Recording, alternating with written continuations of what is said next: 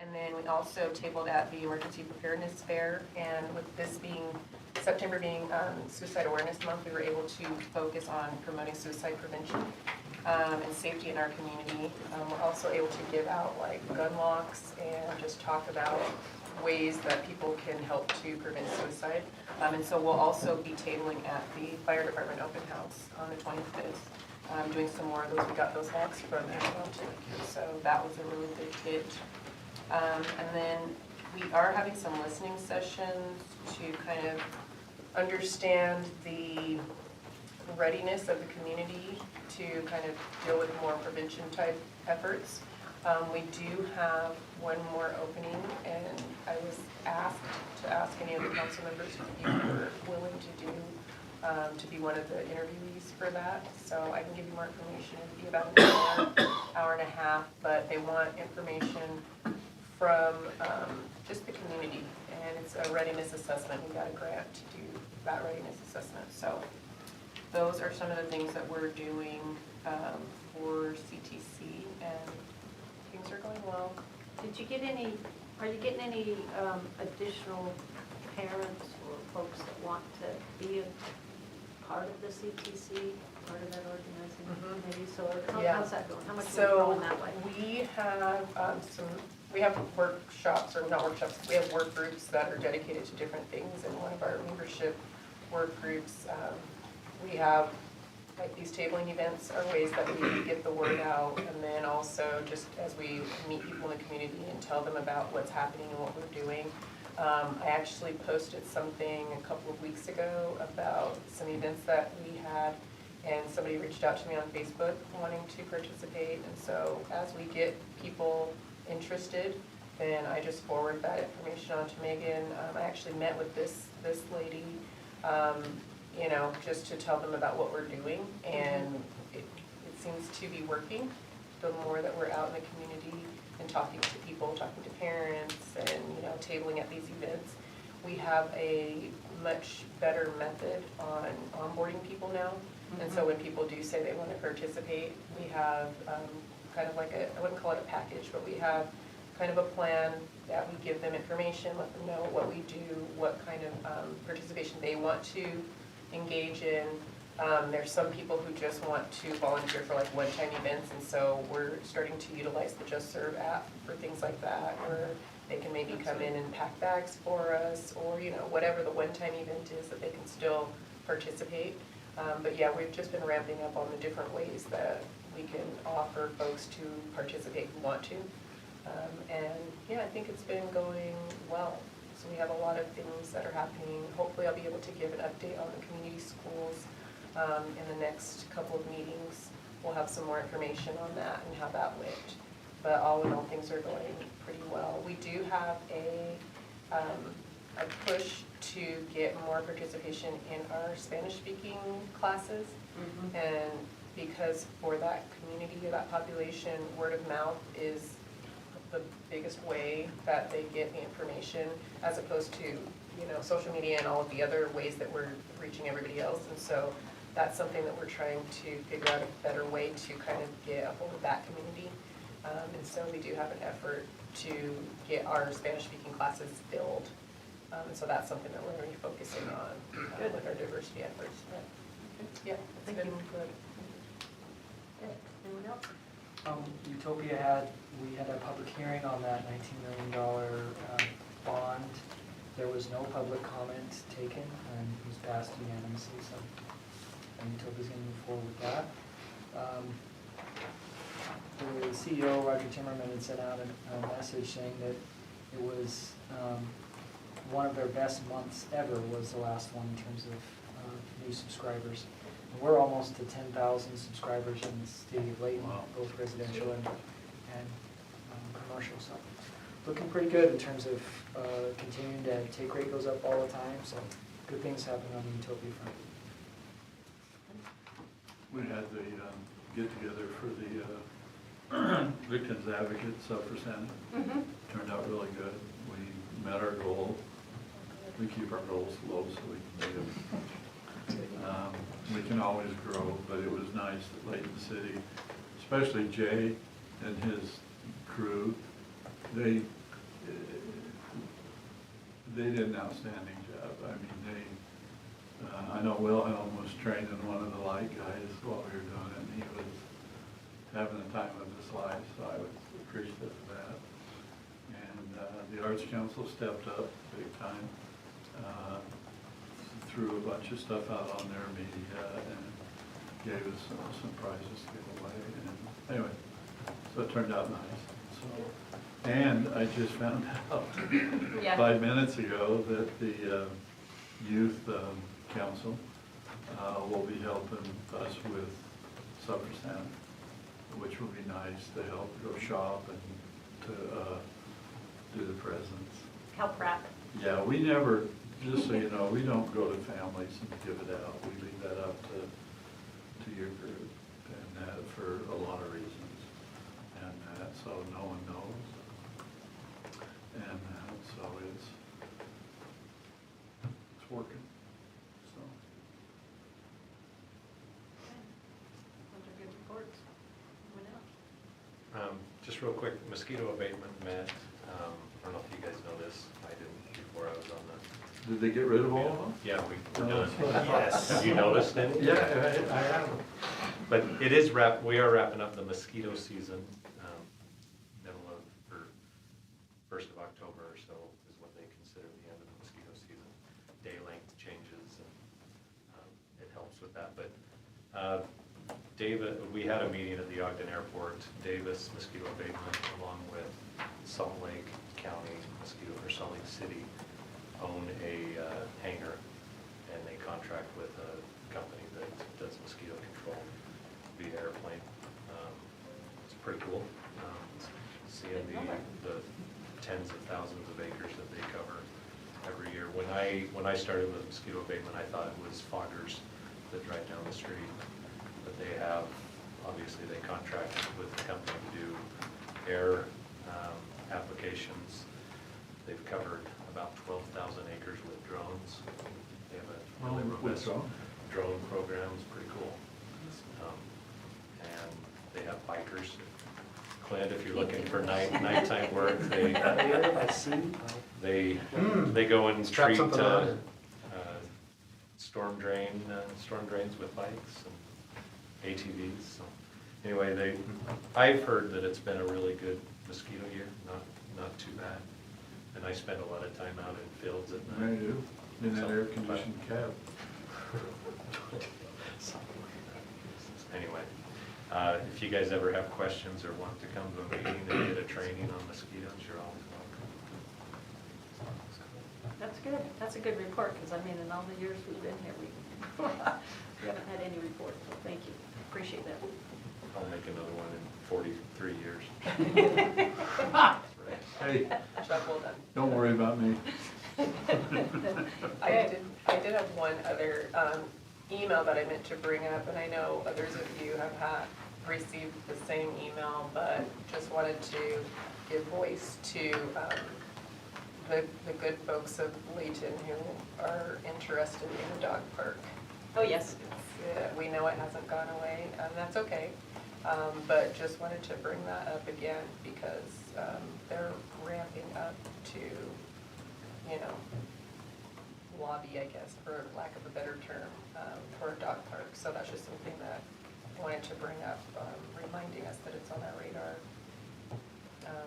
And then lastly, one of our youth court members was honored with an award. I know we have youth court graduations tonight, and I can bring it up then, but just wanted the council to know she was nominated for a Point of Light award. It's through it's a presidential award, and they do daily awards, and so she was honored on September 10th for the Daily Point of Light Award. She was nominated by her youth court advisor, and that nomination was accepted.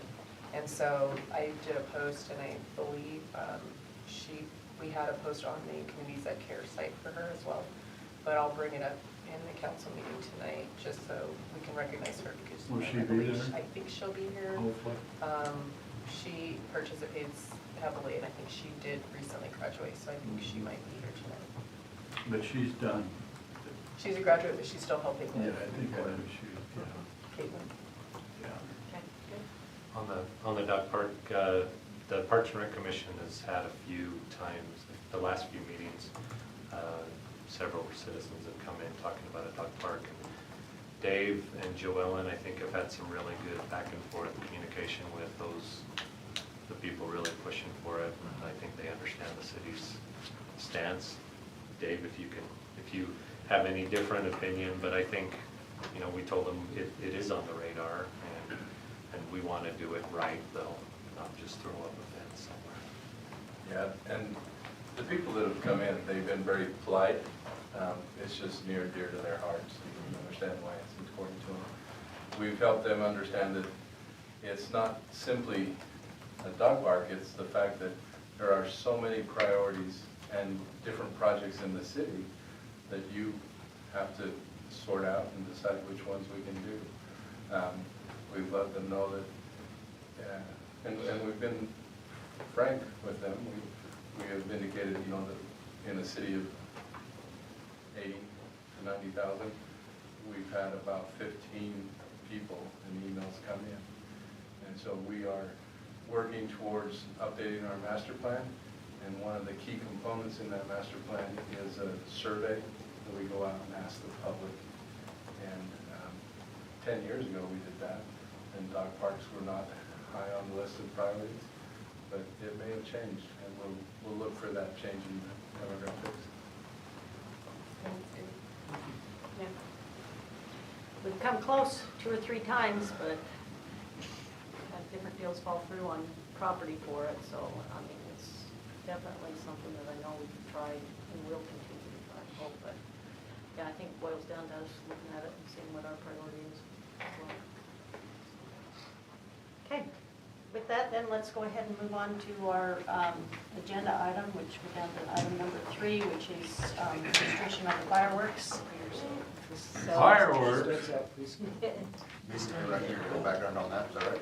Sure, Just- yeah. Just quickly, Go ahead. and then Then Chief Scott. Juan will be involved, and Dave Price is here as well, and Clint. But really, this spawned out of, after the 4th of July, we always staff, and sometimes I'm involved, sometimes I'm not. But go and talk about what worked, what didn't work, how could we do better, were there any near misses, how did things go, everything from the parade to fireworks to other things.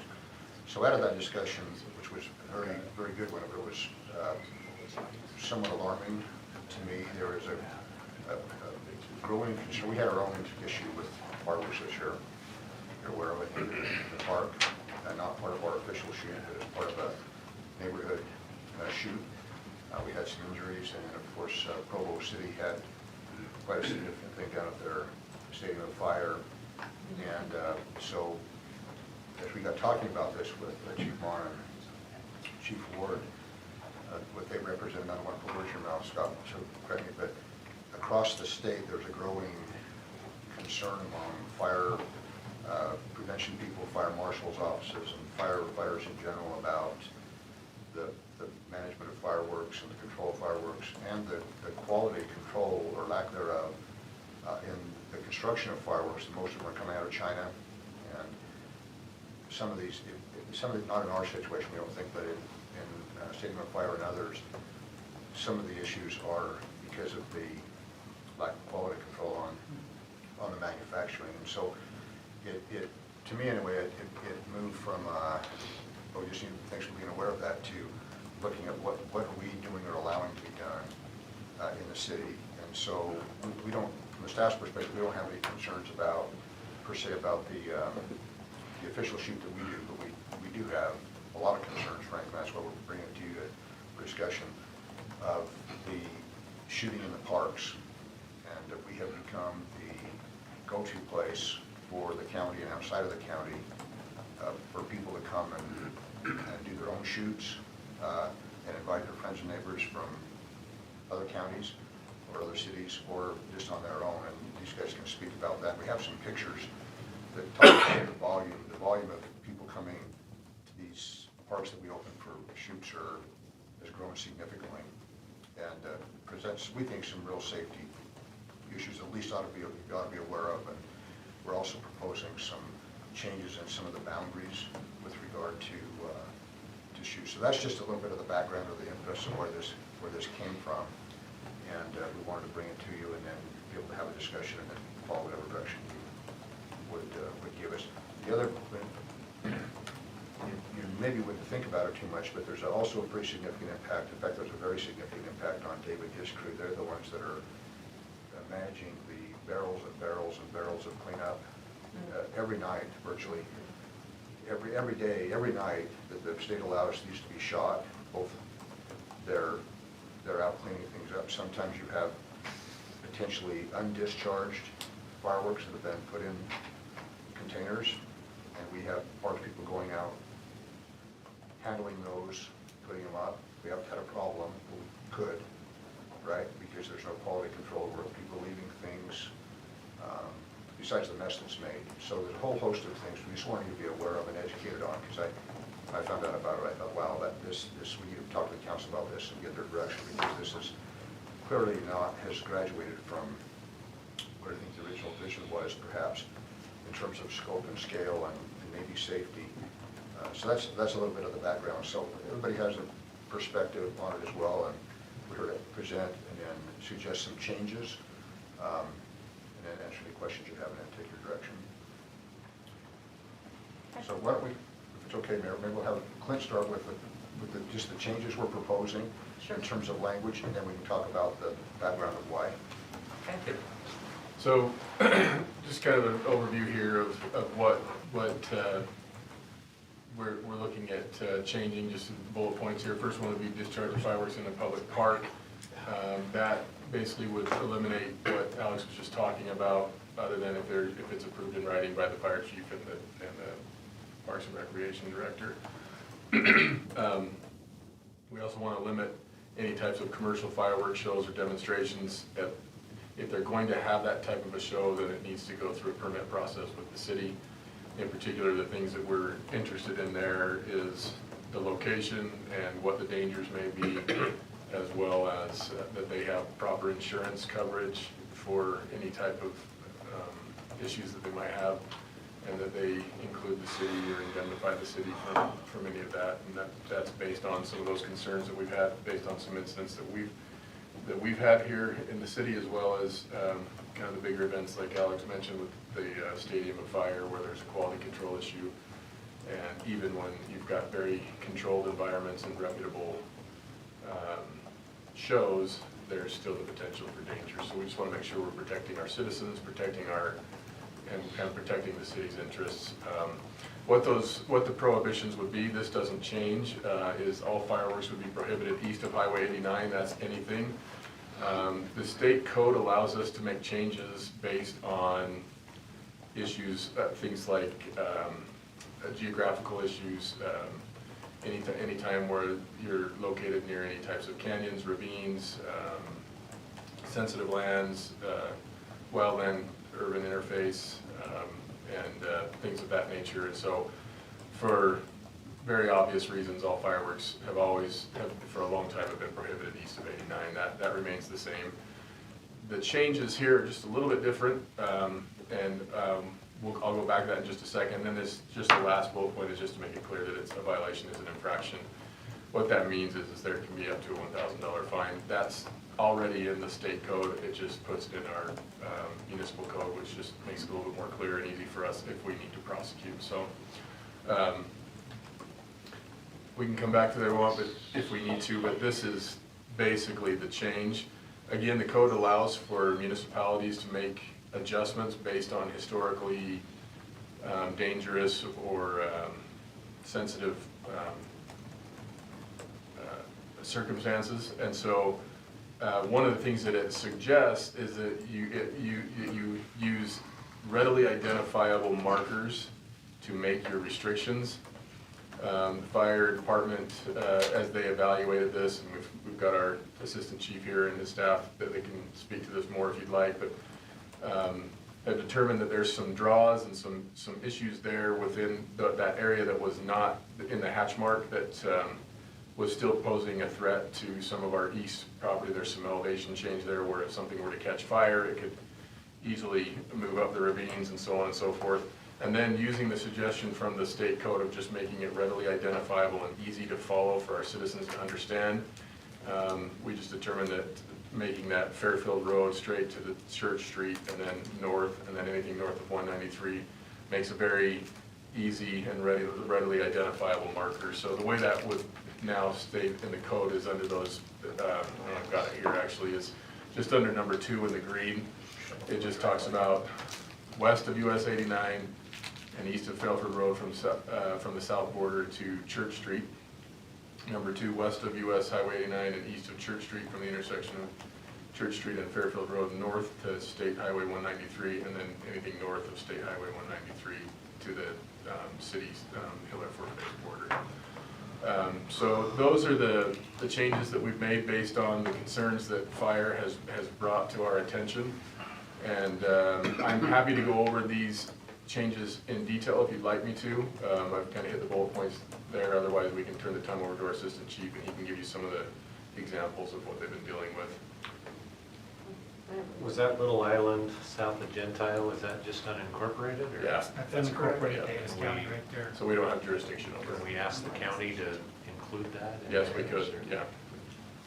So I'm curious, by going up Church Street, not following Fairfield straight up, does that then put Sandridge Park?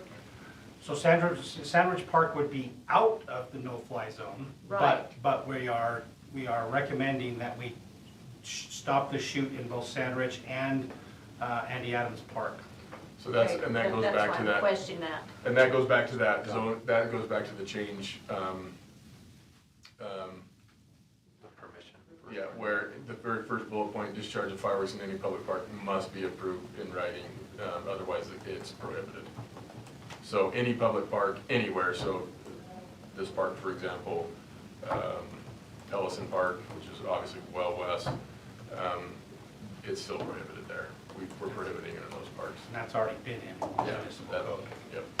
When you permit, quote unquote, does that include cleanup? It can, in part of the stuff, with our big show, we provided some dumpsters for them as part of our thing. This year it was big dump trailers because we couldn't get a dumpster in time. But for the most part, they take care of the cleanup, not They us. do. And that would be part of the individual permit That would be process. part of the Yes. individual- yeah. That's where we could address the details of those on a case-by-case basis. I don't think we anticipate a lot of this, but we wanted to make sure that there was it was available if there was some sort of a commercial type operation that wanted to do that. The reason why we haven't just said it's completely prohibited is currently we have a fireworks show that's sponsored by the city. It's not launched from a public park, but it might be at some time. And we want to make sure that we can authorize that and do that, but we want to make sure that it's done in writing and that it's done with the fire chief's approval in the parks. What if they, what if they do it in the church? I believe that's still against, in our It's city still- municipal codes, you can't do it there. Okay. that- They will, but No, I don't mean in the prohibited part, I mean in the other part. If they go to a church and put on a big, So when you say they, do you mean the church itself is No, doing it or no, just people no, going I to mean the park? Just people going to the people, church yeah. but property. they use the church property to do it. So they shouldn't be doing that with the private properties Well, they should, authorization. yeah. So, Some buildings have actually activated signs to prohibit that from their properties. Right abutting Andy Adams, they did that, and a couple other Okay. meeting houses have done that also. Because at is the Andy Adams Church, there's one right across the Right street across from the the street. park. Yes. So that would fall underneath. Okay. So, sorry, go ahead. so those, at Sandridge and Andy Adams, we're just saying now, there won't be any, not even with Yeah. special permission. Correct, we're just done it. we're done with the parks. That's what we're recommending. Yes. And most cities, we can talk about it, but all the other cities in the county have already done that. They never allowed it. And so what we're finding is that many people that are coming to our parks are actually live in Fairfield or Syracuse or other places, and because the word's out, if you want to go do a shoot with friends, and you don't want to do it at your house, and you can't do it at your park, come to Layton. So you'll see the pictures, the crowds of blown and they're on top of each other in close proximity to bigger shoots that other people are doing, and we've just become very, very popular as the place to go hang out for the 4th of July. And some people think those neighborhoods, we were talking today, sorry to interject, some people think that those in the park shoots that are being done by hobbyists are sponsored by the city. They think those are additional city shoots in addition to the main shoot. And they're not, because our people are there to look at the works and make sure they don't have illegal fireworks.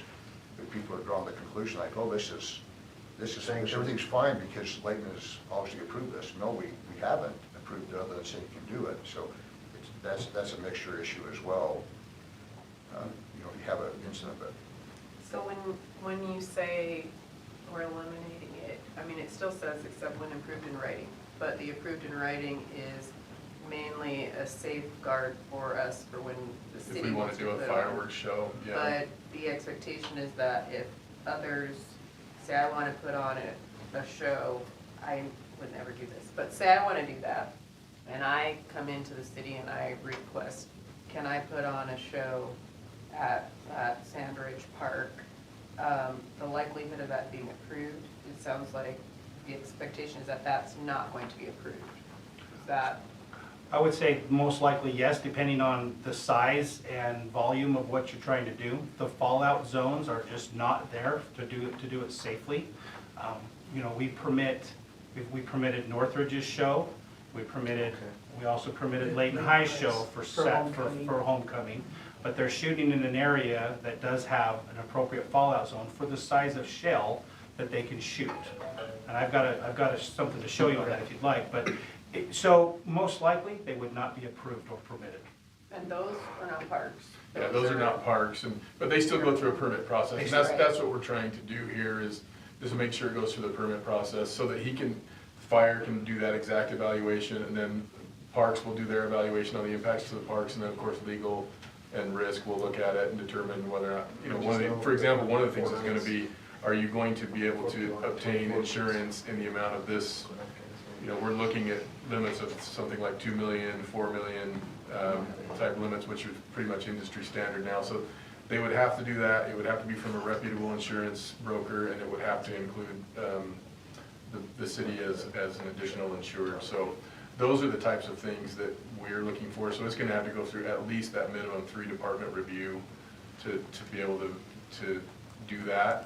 It doesn't have to. We can certainly do that. Right now, we don't have any shows that are in public parks, and so if you wanted to just take that part out, that could certainly be done. But right now, all we're doing is really just making the change that approved in writing. It's already there, and it's just making it clear that it won't be allowed anymore. And when we permit these out, the permit process, like Clint is saying, for our side for permitting out, they have to follow a national standard. It's the National Fire Protection Association 1123 standard. So a lot of these people that are requesting this, or the people that are requesting are usually professional pyrotechnicians that are, if you will, licensed by the state of Utah Fire Marshal's Office. So anyway, so there's some controls there, and then of course we have all this layer of that's needed for permitting. Yeah, my only clarification is just if, you know, average citizen is reading this, then they may be under the impression that they could request and potentially be approved to do fireworks in a park, but that is not the intent. And so with that being the case, I kind of almost want to remove it, you know, just because I don't want to make it seem like you could apply to do this, but every time it's going to be a no, because we really don't want you to do that. So just to get rid of that that cloudiness. And I think that, I can't speak for the fire in parks, but I think we would be supportive of that. Well, would that still give the city The option in the Well, future? so for right now, we're not launching from a public park, and you guys Yeah, but get to write the rules. So if we anticipated that was going to be an issue moving forward, let's say that in 2028, it's determined that we're going to launch a fireworks show from our public park, and we could have that conversation about. Yeah, but we don't have amending our clearance ordinance. to start with. Why would we launch stuff at those two parks? Because we don't have clearance. I mean, we don't have safety zone. Yeah, but when Yeah, you we're- look at the growth of the city Yeah. and how much we're crowding in here, and I mean, at Maybe some one day point, we you have may Ellison need to go to Ellison or something Yeah. larger, right? Yeah, Yes. So I think that's why it's in there, and I, But if that's in 5 years, Yeah. then we could amend the ordinance at that time. Yeah. I say we leave it out so people aren't going, So then what I would suggest is that we take that approved in writing part, right, actually just take out D Just- altogether, except for the part in any public park, and then anything beyond that is just, so it would read number 1, it shall be unlawful to discharge fireworks, D, in any public park, period. right. 1C, you mentioned fallout zone, is that what you said, fallout? And I shoot something off in my driveway, it's projecting over onto someone else's property every time I shoot it. I mean, Oh, way to go. okay, it wasn't me, but it seems like anybody shooting off aerial fireworks is probably in violation of 1C. And so, yet we've got the rest of the city here not under a restriction. How do we just kind of ignored that? I just, So I think that the things have intent, gotten, technology is, the aerials have gotten more popular, and the technology is such that I can have a concentration of fireworks in my driveway, just as right next to Sandridge Park, where I live. I think the intent of 1C is more based on, are you doing it responsibly? purpose? Do you have, yes, is there any, what's the intent, are you doing it responsibly? When you're putting it in, is it properly, if it's aerial, is it properly secured, and is it pointed to go straight up? Not to the side, or, Okay. I've actually seen kids do this twice, it blows my mind, but I've seen groups of kids that will light an aerial, throw it up in the air in a big group, and then they'll all run and see who gets shot with it. I've seen it twice. So, it's that type of behavior that we're trying to look at. The city's not interested in pursuing this against, a little family that's sitting out in their driveway shooting off Right. aerials, and they've taken all the precautions, and the wind happens to blow it a little bit over, let's say they're next to a park or some other, any other private property. That's not the intent of it. Okay. So, just along that line, just so I can make sure I'm clear, then what we would do is take part of number 5 out too, which is, again, we'll leave, this is not intended to prohibit families or groups that are getting together and launching in front of their house. That's not what this is about. So that's what this 5 is trying to address. What I would suggest though is we just take out that last part after the comment that says without first obtaining a special permit. So it's just gonna say it's unlawful to conduct a commercial fireworks show or demonstration. Well, no, that one we need to still No, have. that one- Yeah, That one- sorry, I just read the whole thing, so that one's still Yeah. good. Yeah, we're good on that one. And I think that one also covers. That covers our, city, like if yes, we that covers our wanted- fireworks show. And just Yeah. for clarity, commercial fireworks is the professionals. Right. That's usually 1.3 explosives, which fireworks are explosives. And where you're at with the consumers that buy it just from a stand, those are 1.4 explosives, consumer grade. Okay, so Nobody there's a buys complete difference. big stuff from a stand. They go to Wyoming, and they come back and they've spent $5,000 or whatever, and they shoot them off in a, Arrow at the very bottom, Circle. right, you can see it and So they're they're, starting off irresponsible already. yeah, I mean, you know, and they don't get permits. So I'd agree with you on most of that, Dave. But as Yeah. so the pictures that I'm now showing you are from the night on July 24th, Oh, from Andy Adams Park, and I'll make a few different comments on it. So let me just move through some of these pictures and I'll give you some back, oh, I went too fast, double clicked. All right, so, Your arrow to so this is a picture from almost looking to the north from the park. Yeah. This was in one entire show that was put on by the person that did this, or was doing it. He has been a little responsible in some things. He's got a water can there, he's got a water can there, he's got a water can there. But as I move through some of these pictures, these are all bought somewhere in town, we're not in town, in Ogden, wherever it was, but they're So they're consumer, Utah. they're consumer grade, and they're legal. This is where the problem happened right here, and this is some of the fallout right over here. So this is where the explosion happened. But all of this stuff was still sitting there. Some of it was lit, some of it was already expended, and some of it was not. And I thought I had, just that it hasn't been mentioned too, is one of the benefits, and I use the word benefits loosely, one of the benefits that people are finding of going to these parks is not only can they launch, they don't have to clean it up. They don't have to clean it up, they can Well, just yeah. drag it over to the parking lot and leave it there. So, How close, in this specific case, how close were people to these? so I've got a picture that'll Okay, show you, all right, like, good. if I remember right, this picture is pointing north, that right there is like Oak Ridge Drive going up east, right there. So, as you can see, this is completely legal as well. He has, some wires that they have attached to some of these things, and so he can shoot them from a shooter or a remote control. They actually can shoot them from their phone if they want. But here are some of the large cakes that were there. These things over here, even though they look very impressive and large, they're still legal because they only have the, what was it, 500 grams of black powder in there. And so, but this is what was going on. This, you know, the intention of opening the parks was to allow families to go up there and shoot aerials. Yeah. Spend about this much money versus what you see right there. And so here's one of our crews right here, again, looking to the north. This is where the explosion happened right here. All right, so this is the next day. So this picture is being taken from the parking lot at Andy Adams. I think Gavin is standing on the sidewalk right here. And so they were launching up over here against this hillside. And so those other pictures were being taken right here looking this way. All these flags that you see were what Gavin, our investigators, and with the help of the State Fire Marshal's office, when they came back the next day, found this much debris from the explosion. And it was all over the park, as you can see. It's made it all the way up to the top of the hill over near the pickleball courts. And way up over there. This is just from the explosion. Now, in all fairness, it may not just be from the explosion. It could be from the people that were there an hour before, or others that were shooting later. This is just what we found later, so it wasn't all that. This is looking up on that path.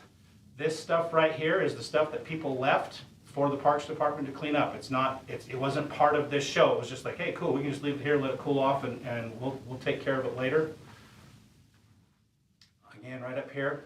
Now, some of the people that were injured, both of the people that were injured, were in this parking lot from where the explosion happened. They were down here. One got hit in the chest, another one got hit in the bicep. Both of those people were from out of the city. They gave addresses from out of the city. These are blistering injuries. As you see here, some of this stuff right here, and in fact, that flag, I don't remember if I put the picture in or not, we'll see in a second. That flag right there is a piece of firework. Oops, no, I didn't have it. That piece right there is a piece of firework that came out of one of the tubes that is an unexpended, or, you know, I hate to say ordnance, but it's a part of the firework that is still charged. And some unsuspecting child or parks worker could come sweep that up and possibly do something worse.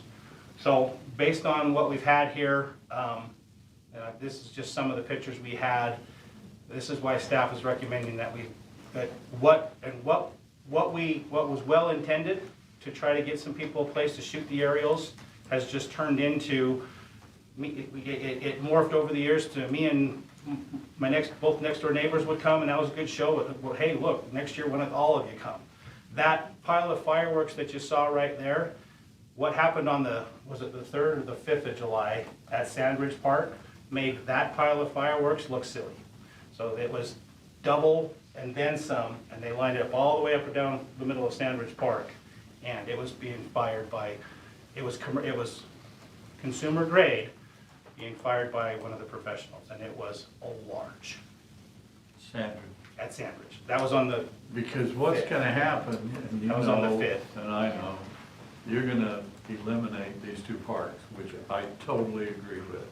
But all that's gonna do is move them somewhere else, because that's the way people are. So we need to make sure somehow that we do something, and I think that's what you're trying to do, to where we know what the hell's going on, even though we're never gonna know everything. How And many- we permit certain things. How many, I guess, fire responses have we had in the prohibited zone for these types of things? We So haven't not had, in the parks, but in the prohibited zones. well, the very large fire on July 13th, I believe, right there along the side of the trail, was not an aerial, but it was a ground fire, so it was a firework that was being, set off in illegal timeframes, because there was no fireworks. So that was right on the trail, so that was our biggest one this year that we've had. Last 4th of July, it was inside of a home. They were in the no-fly zone. Inside of a home. It was a very unfortunate set of circumstances, how that one happened, but they launched a bunch of aerials accidentally inside the home. We've had a few of those over the years. It's my experience, and Doug and Gavin and Chief Ward, they go out every night during the illegal shoot times. We have a brush truck crew of 3 or 4 people that is out every night going to do this. Over the years, I think our citizens have recognized that, hey, I live in the no-fly. We get new people that move in, we gotta go talk to them. They get a conversation and they shut down. Sometimes they get ticketed and sometimes we take their stuff. And when that happens, the new state law requires that we take it back to, we take it to our training tower, we lock it in a box, but the bomb squad from Davis County has to come and get it. So to answer your question, we don't have a lot. We have had some, but our biggest loss this year so far has been that one that was started by a couple of younger men and kids, and it was with a ground balloon And that's the one up. right on 1450 East. It was a ground thing that just caught fire. Got up, and then got up under their awning and took Well, off. I think what you're doing here is right. How long have we been doing the parks? It's been as long as I've known. So how long has it been? 2011. 2011? What we did is the state of Utah Yeah. passed legislation to have these aerials, they're called, the cakes, multi-shots, come into the state of Utah. And with that, we as safety officials spoke against that heavily for the simple fact that these devices travel 150 feet up in the air, then explode. Well, the common setback of a home is, 30 feet? And then your road, so you're already over the separation distance for safety. So we thought, this is bad news. Were we heard? Maybe, but was we really instilled in heart? No. The only other city that we know about that had parks available to their citizenry was Provo, and they're looking to do the same thing we are. That's correct. Okay. I mean, I was just thinking, like, we've been doing this since 2011, and, by your own answer, there hasn't really been a lot going on, because you said people understand that this is, but I think maybe they understand that it's because we have these 2 parks. And so I think they think, well, I just go to the park to do it. So my worry and concern would be not having the parks as a safe place to do it with the, because for the previous 4 years, have you guys come in and say, this is working, we have the parks, we have the trucks there, they're ready to, the people enjoying it, and it's kind of flipped this year. And so I just want to make sure that if we, prohibit the parks, that we realize we're probably going to have more people firing them in prohibited zones. Yes. That was part of our, a big part of our discussion that we had about this, because of that exact thing, and they do have them. And it was been in the last, I would say it was been in the last 2 or 3 or 4 years where it's been more than just you, me, and Bettina getting together and shooting fireworks, and then they get the whole street together. And then the one at Sandridge that I was mentioning is being paid for by one person that loves to shoot them, and he's spending a lot of money on legal stuff to shoot. And that's not what the intent was. And so the intent, the program is morphed, and we have talked a lot about that, and it will be difficult, it will be a challenge to enforce. I was gonna say, is it more difficult to enforce that than it would be to enforce stricter rules on those who are coming to the parks?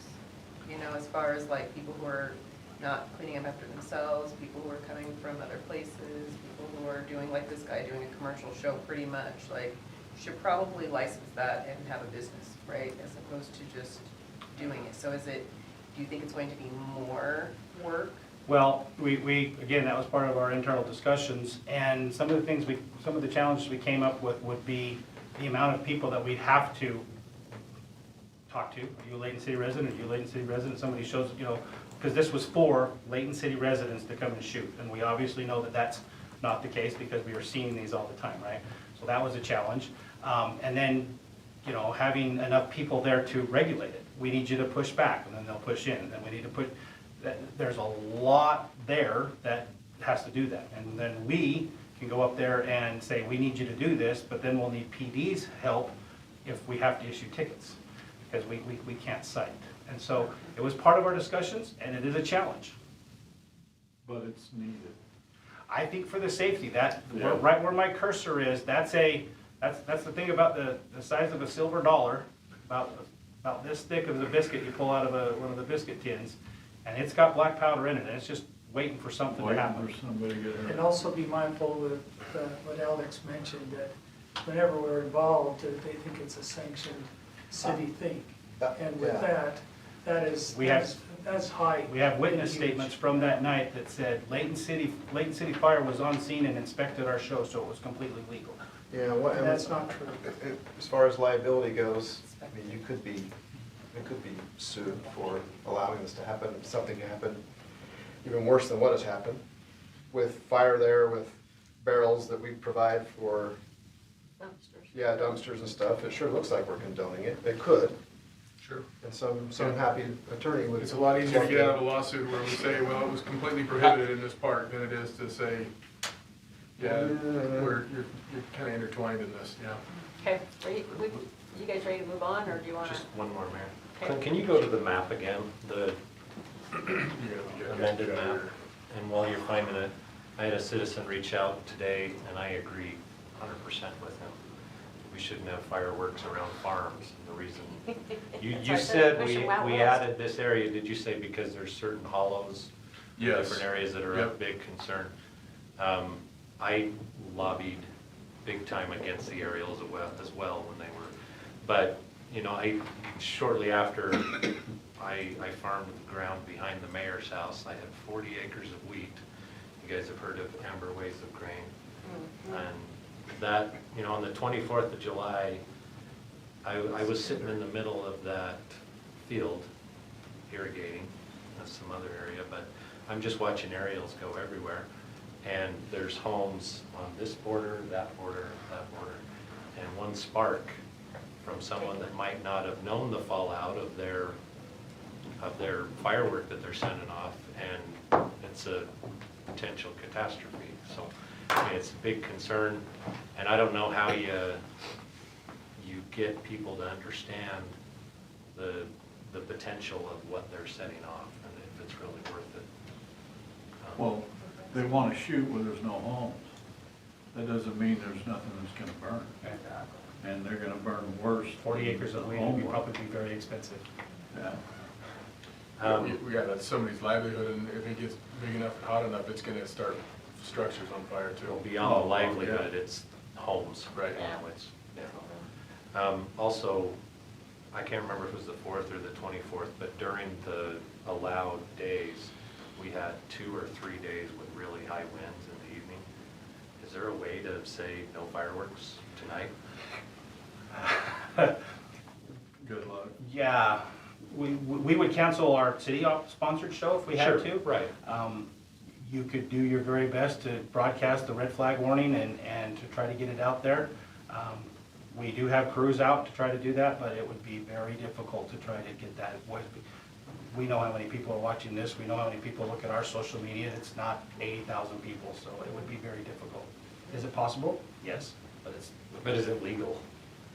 I think that. So one of the issues that we've got is that, and why we're having this discussion right now is that although it takes the professional competency of our fire staff to evaluate this, and that's exactly what the code says, it requires legislative approval.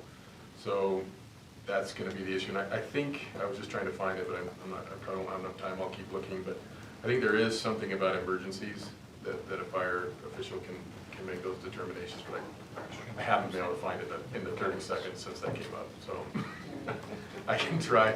I just wanna make one other really quick point, and that's this. I'm not sure if it was happening before, but it should be, and that's that you'll notice that this is for the year 2025. And we're actually supposed to, by law, do an evaluation of this annually. And this probably won't affect us much because the historical and geographical conditions of the east side of our city are such that they're not gonna change much. But the state code actually requires that the legislative body give the approval on the restrictions by May 1st of each year. So this will cover us until into 2026. So I would just suggest every March or April that we just bring this up, we'll have our fire staff review it. Yeah. And then if nothing changes, which in this circumstance, in our circumstance, I don't think it will, then you just have to re-adopt it every year. You bring it up in March, it adopts the following year? No, just, we're doing it a little bit early, like we could have done, we're just doing it because it's. Why wouldn't we do it early? You can do it early. Yeah, It's because just, information trying to get out, the longer you wait, the. yeah, what I'm saying is that it's required by May 1 of every year. Oh, okay.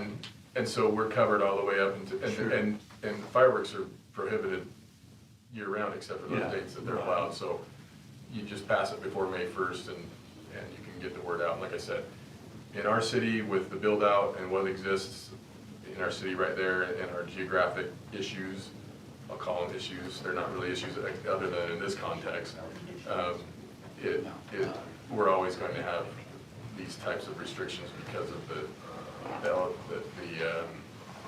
canyons and the draws in our trail system and things like that. And that's all the things that we're supposed to be looking at. So we'll just bring it to you guys again. We won't need to for 2025 because that's what this is, and then we'll bring it again for 2026.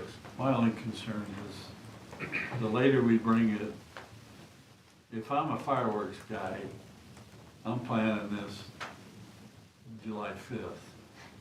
So I'm buying things as quick as I can, and then I gotta get somebody maybe to light them off because I'm not a professional. So, but if you do it in May, they're pretty much blocked their supply. Part of the reason that the state wrote it the way they did is to assess drought conditions. So in other words, if we have really bad drought, then that line might actually move much further. And that's gonna depend on drought conditions, and you're not gonna really know that until you see what the winter They does. see. And there might be And I people, get that. there might be people trying to buy them, but those are gonna be the professionals, they're gonna shoot for something else. The consumer-based people, I wouldn't no, want to store them in my consumer-based, house. They're gonna be, Right. they're gonna do things that aren't right normally just because they don't know. The other guys should know. We good on this? You guys good? So this is on the regular meeting Yeah, as I was well? gonna say, We're so- not, it's not intended to press you to make a decision, but we thought was important and It is important. yeah, it's very important to scale. Dave, do you have anything, just very briefly, in terms of the impact on your crews, what, the volume that you're picking up literally every night at every park, can you just speak to that in 2 sentences? Yeah, It's easy start. and I think one of the things that you've mentioned before, it's changed over the last 2 to 3 years. It's drastically changed. And our crews will spend, we'll have a crew of 2 people. We'll spend 2 to 3 hours every morning picking up these parks.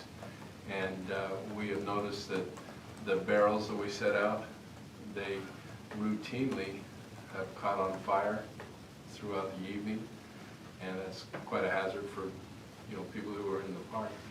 But it has magnified significantly in the last few years. And then there's also the cost of, taking all that debris to the parks or to the dump. And for the sakes of Andy Adams, we did narrow our area down because we wanted to protect our newly assets that have been put into the pickleball court, that's what you Yeah. want. And so it's very important, and so we want to protect those things. And sometimes we see people shooting on a court, we're going, why are you doing this? Yeah. You cannot do this. Well, we appreciate all you guys do. I know it's a stressful time of year with not only the fireworks, but just everything else that goes on during that time. So the fact that we're discussing it early is a good thing, so I appreciate you being forward thinking on this and giving us time to work through it. Thank you. Okay, all right, thank you. Okay, let's go on to our rezone request. And I know Chad's gonna walk us through the rezone and also the proposal for the amended requirements for Title 19 and the annexation. So, Chad, I'm just gonna let you rattle through all three of them. Okay, thanks, Mayor. We'll go through these fairly quickly. This is, first one we're gonna talk about, I'm just gonna scroll through to the right slides here really quick. Got a number of items to talk about tonight. We're not gonna talk all about all of them in the work session. The first one that we wanna talk about just a little bit, this is a rezone from agricultural to R18. This is, as you can see there on West Gentile Street, Barlow property. This is consistent with our general plan. It's, the plan right now for the property is a small, as far as number of lots, a small subdivision. This is their conceptual plan. This is not what you're reviewing tonight is the zone change. This is just something they gave us to give an idea of what they're looking to do. But again, this is a very large property. This is supported by our general plan in terms of the types of zoning that would be allowed in this area. So we are recommending approval. This was reviewed by the Planning Commission, who also recommended approval. Be happy to answer any questions if I can, excuse me. Any questions on that? Where do they, excuse me, Coming in off the where's, Gentile. Oh, sorry, Gentile's right here. Gentiles. Yeah, that's- I should have pointed that out. Yeah, that's, Gentile's there on the top. You've and got, so plenty right this there. property right here, where's, oh, I see. That big That's it driveway right right there, yep, that'd be a My hammerhead fault. driveway, yep. Okay, So an And this one just extension- keep its existing access, and this Right. one is access off in front. Right. Yep. okay. It's a good question, yep, thank you. Any other questions? All right, we'll go on right to this one. This one might, we think is a pretty straightforward one. We'd be happy to answer any questions as well. This is an amendment to the height standards for our M1 zone. We're trying to keep this as straightforward as we can. I'm gonna, before I talk about this map, I want to just explain the amendment. We've had some of our users that want to use these properties. Most of our M1 zoning is clustered around the base, particularly right here along 193 and the extension of Fairfield to the north. We've had recently requests to exceed the current maximum height in the M1 zone for these properties. The current height restriction is 60 feet. We've had some folks that want to go a little bit higher than that, and in anticipation of some buildings would be even higher, we are recommending a change to our code. So the change is fairly straightforward. What it requires is that a building be at least 500 feet from a residential zone or an area that's in the general plan for residential zoning. If that structure is at least 500 feet from that residential zoning or general plans residential zoning, they can go up to 100 feet in height. This map is the properties that we've identified that are within the city right now that would be eligible for that height increase. You can see they're, again, mostly clustered around the base. The new height standard has been written in such a way that they still have to comply with any kind of FAA restriction. So that's going to, just by itself, limit the height of these buildings, depending on where they are on the parcels. You can think of those FAA requirements, sometimes they talk about an imaginary surface. I like to think about it as an imaginary ceiling. Like you have a top that you can go to and you can't exceed that. So those will apply to these properties. We don't expect that you'll have, very many buildings that will be able to exceed that, existing 60-foot restriction, but there are some areas where that would make sense, and those areas could be eligible for a little bit extra height. I say within the city right now, there are some properties that could be eligible based on their ability to meet those FAA requirements that are outside the city right now, that are in our annexation plan area. I'm kind of showing you those right now. Those are east of the golf course, kind of north of the golf course. I will say those properties north of the golf course, it's unlikely because of those FAA restrictions that they would have anything anywhere near 100 feet tall. Maybe over here on this east side, a little bit more likely that could happen as that grade goes back down. So with that, again, we've kept it pretty simple. The restriction is that they have to be at least 500 feet from a residential property or a property that's general plan for residential, they can go up to 100 feet. These have to be on properties that are at least 4 acres in size and still have to meet all those FAA requirements. So the planning commission has reviewed this request and has recommended that the city council approve it, and we do as well. That's just here. This doesn't apply anywhere else? There are other M1 zones, but none of them meet those criteria, so it's gonna be fairly constrained, yeah. Okay. So somebody couldn't go in the middle of 100-acre property in the middle, put up 100 feet? Well, if, we don't have any other zones, any other current M1 zones or anything in the Oh, general plan M1. don't allow that, yeah, it's just in the M1 zoning, yeah. Okay. Said the minimum lot size 4 acres, is that they can have one building on that 4-acre lot or multiple buildings? They could have multiple buildings if they could all meet that criteria, yeah. But the parcel would have to be at least 4 acres in size. So, Chad, do you want to speak to the neighborhood then that's just east, right in there? Yeah. So from that far north street, from there to the blue area, how far is that? I'd have to measure it, but it's more than 500 feet to any proposed buildings that we have in right now, so I'd have to go and measure that, but I think 500 feet, it's about right here somewhere, and I think any proposed buildings start about right there, so. Okay. And where your cursor's at now, is that part of the residential No, development this area? area Or is is that zoned still in general just? plan for industrial, it's just Okay. not far enough away, so that one wouldn't be eligible for higher buildings. Okay. Do all buildings over 3 stories have the fire station inside? I don't know what The you fire call it. sprinkler system? The thing where they can go hook up their air to? No, the FARS is above 5 floors. Or more than 250,000 square feet, yes. Width, In square feet, square footage. Area, yeah. Yeah. area.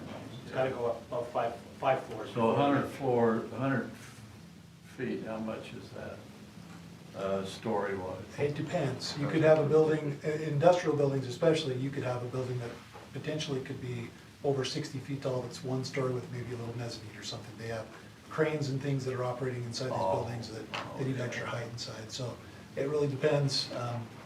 As an example, the building that's up there, you can see up there now is about 100, footprint of about 100,000 square feet with some Yeah. additional mezzanine space that gets to about 160,000 square feet. Yeah, What's its height? That one's under 60. I want to say that was about 45 or 50, I can't remember exactly. Is there something that says if it's over 2 stories, you put in that oxygen thing? 5 stories. 5 Oh, floors. I'm sorry, 5 stories? Mhm. Okay. That's fine. Okay. Any other question? Okay, great. Can move on? The next one is just very, very straightforward. We have, in our state law, we have a requirement for the city to notify the state of any annexation actions within 60 days of that annexation decision. This particular one you've already seen and approved. This is our option property up there north of the development we were just talking about there. What happened was that during processing of the application, we have various reviews that we have to coordinate with the county and internal reviews. We inadvertently went past that 60-day time period, submitted to the state. The state said, hey, you've gone past your 60 days. What they asked us to do is to bring it back to the council, get that reapproved, and then they can start their clock over again. So that's why we're back before you. This is, again, straightforward. You've looked at it one time, same application. Just need to get that date changed so we can be compliant with state law. Any questions on that? Very good. Well, you went through those a lot faster than I anticipated. That's why I was kind of watching the clock here on the fire discussion, but, Go back to fire. do you guys feel like you need to go back and rediscuss the fireworks? If not, I do know that there's been a request that we go into a closed door meeting. So, I mean, if you guys don't have any more questions regarding the fire, then I would entertain a motion to go into a closed door session. So moved. Second? Okay, all in favor, say aye.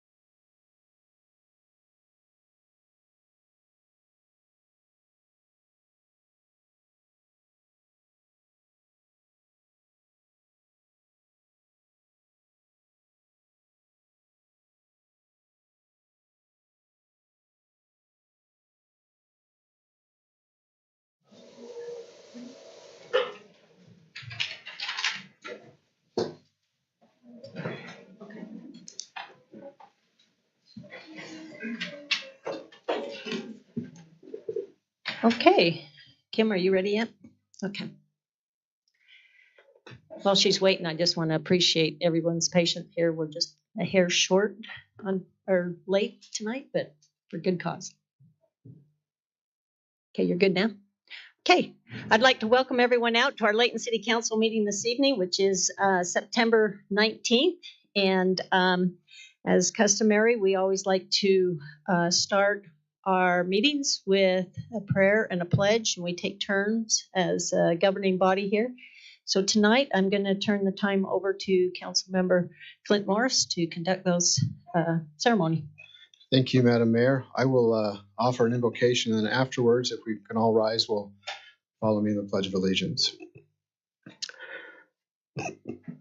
Our Father in heaven, we come before thee this evening grateful for the opportunity to be gathered together as a community and as a governing body and city staff of Layton City. We're grateful for this great city and community, and ask that thou would please bless us this evening with thy spirit of wisdom and help us to be civil in our dialogue and be able to make decisions that will improve our city and help the residents. We're grateful, Father, for those first responders, for police and fire and dispatch, and also public works employees who work to keep things smooth and to keep us safe. We ask that thou would please continue to be with them. And these things, Father, we pray for and do in the name of Jesus Christ. Amen. Amen.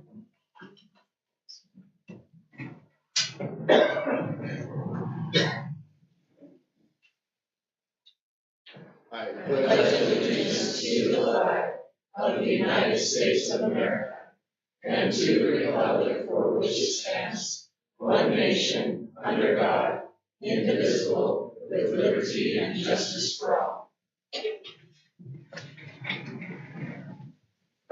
Thank you very much, Councilmember Morris, for the lovely prayer. Council, before we go into any official business, we have several sets of minutes that need to be approved. Does anybody have any changes or corrections to them? Okay, if not, then I'd look for one of you to go ahead and make the motion, and if you could, please state the particular meeting and the date. Before I make the motion, I just want to thank Kim, our city recorder, because today I was a little late in giving some grammatical corrections, and she's always really good to get everything in. So thank you, and I apologize for my tardiness.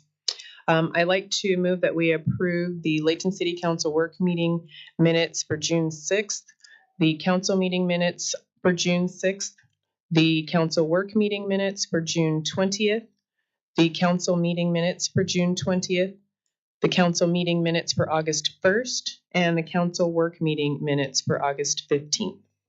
Very good. Is there a second? Second. Okay, it's been moved in second that we adopt the minutes as written with the few grammatical errors that was pointed out. So all in favor, please say aye. Aye. Any opposed? Okay, thank you very much. Okay, we'll move on down to our municipal announcements at this time. So I know that we generally have a few of them. So Councilmember Roberts, do you want to go ahead and take over?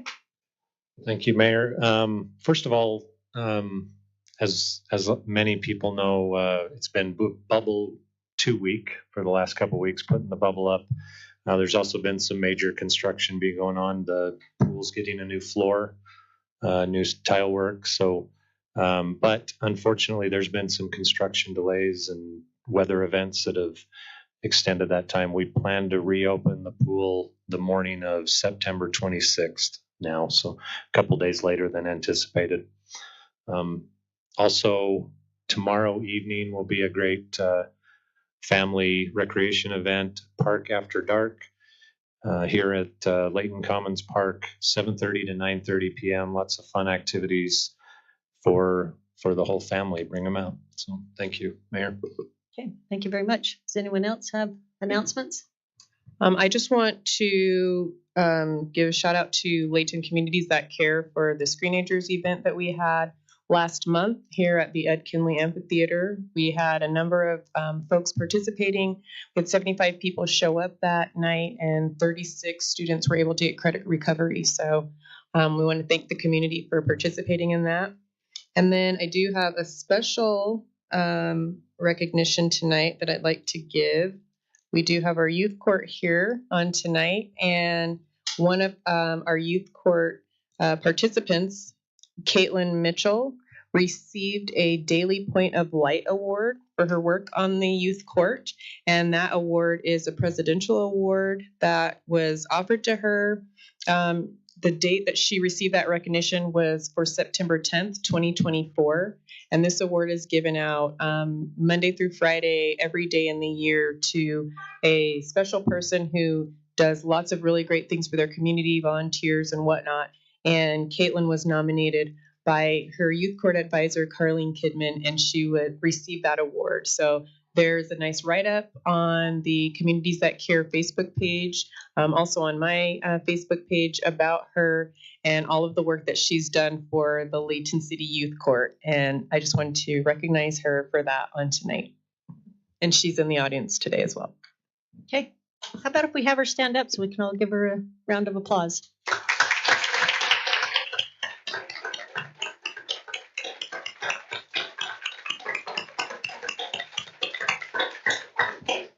Thank you again for being such a great representation of our city. In fact, not just you, but all the youth that are here tonight, which we'll be able to acknowledge them here in a minute. But there's actually two more announcements that I feel like we need to make everyone aware.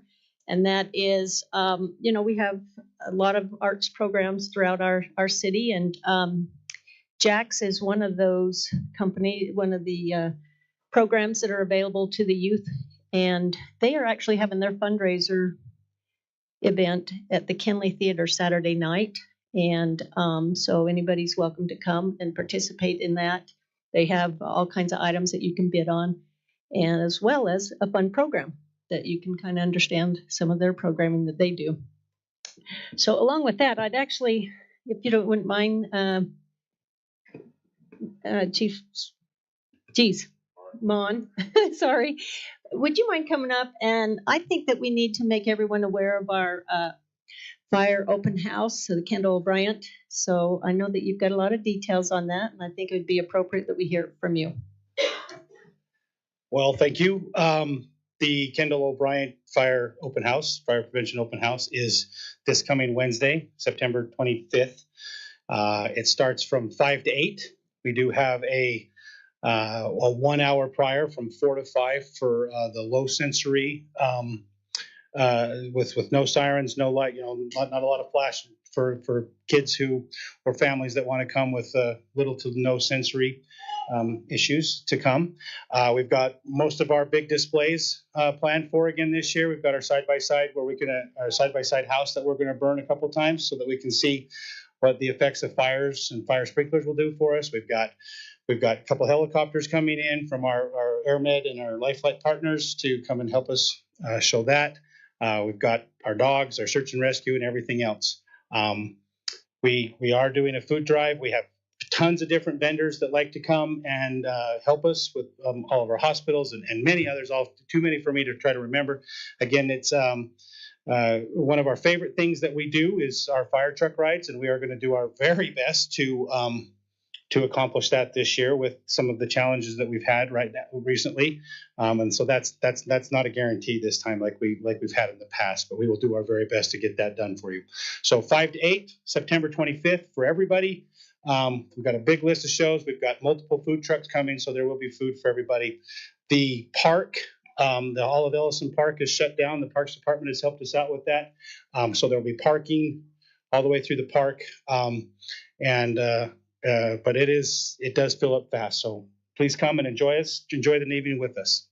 Okay, thank you very much. Mayor, could I Yes. just add something to that? Absolutely. I apologize for those that are here. As Chief said, this is the Kendall O'Brien Award. It's open house. Many of you probably don't know who he was. He was an exceptional young man and firefighter, a father and a husband who worked for Layton City and lost his life fighting a house fire several years ago in Layton City. So his name is very significant. And ever since his passing, he was trapped in a house fire and died of smoke inhalation. But every year this event is in memory of him, and it's a good reminder of why it continues, and it's such an important thing in the community is honor of the sacrifice that he gave. So it's to the city, it's a very, very special thing, and there's a special feeling about it. If you come down, you'll sense that. So I just wanted to mention that.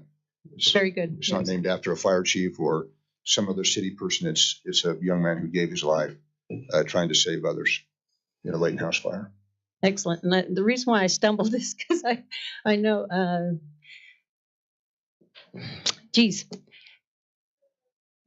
no, it's not chief. He's our assistant chief. So he is second in command, which is Scott Mon that just presented to us. So that's the reason why I kind of wanted everybody to know that it's great to have them here with us tonight.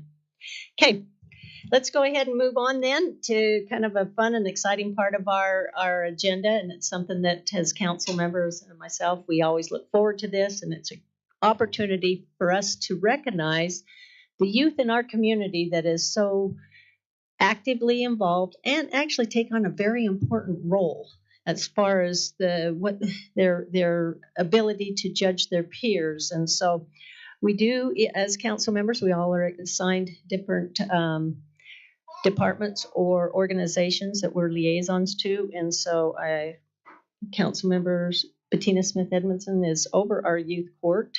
So did you want to make a quick statement now or afterwards?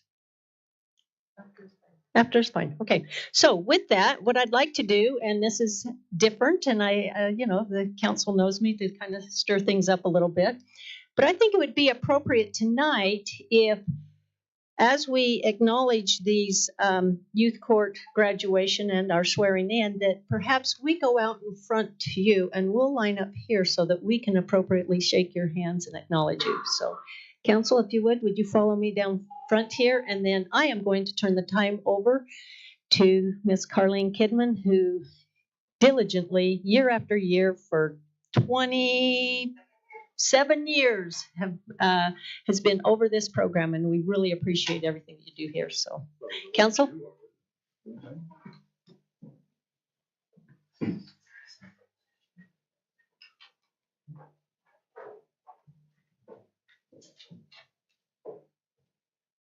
I don't know if I need this. This is gonna be cool. You guys are down here. So for those of you who don't know, this is our 27th year group of youth that have just finished our training. There was 18 in the class. Not everyone's here. They take Wednesdays off, and so sometimes it's hard for them to take a second day off on a Thursday. So they'll get their certificates. But for those that are here, it's really a great honor for them to be here. Just want to let you know one thing really that's been different. In the 27 years that I've been doing this summer has been the busiest summer we've ever had. So I don't know what's going on with the youth here, but last year for the whole fiscal year, we received 100 cases. Okay, our fiscal year started July 1st. Yesterday, I logged in our number 50 case. So these kids are kept busy. So on Wednesday nights, if you come over here and you see them all running around and stuff, it's because it's really busy, and I really appreciate them, and they're great. Every year I worry, when the other kids leave and going, this group's going to be cool. These guys are phenomenal, and so I am just very pleased to have the privilege to be able to work with them. So I have some certificates, so we'll have you come up and walk through. Where do you want them to stand so that we can they'll come through and do that, and then do you want them to come back around there so they can be sworn in later, or how do you want to do it, Mayor? Okay, that work? Hopefully I won't butcher anyone's names. I've tried to practice, but sometimes my brain doesn't work very well, so I apologize beforehand. So we're going to start right off with Ben Kuseling. And you guys can clap for him. Here's a picture.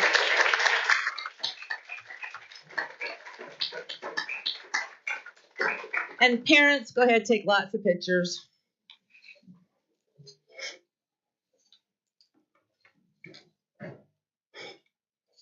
Next, we have Betsy Che.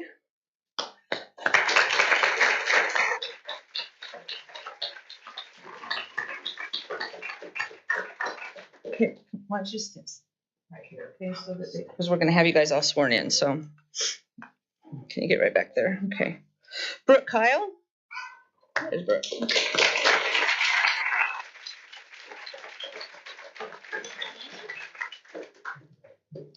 I didn't see Caleb walk in. Emery Coyle.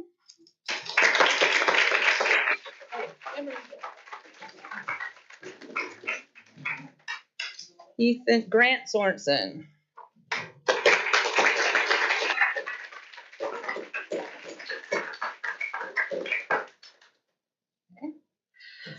Jared couldn't make it tonight. Carter, didn't see him come in.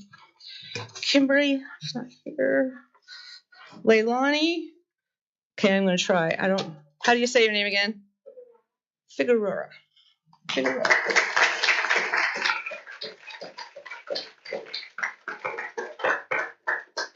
Did Luke Bailey, I didn't see Luke come in. Luke Harding.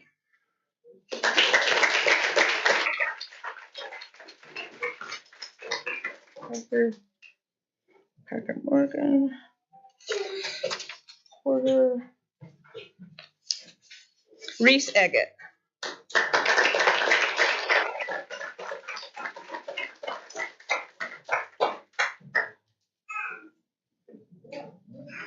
Savannah Mitchell.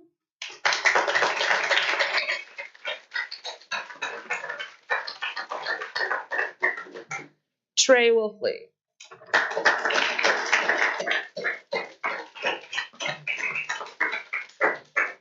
Okay, now these are the youth that we give them a pin, showing how many years they've been here. So these, pardon?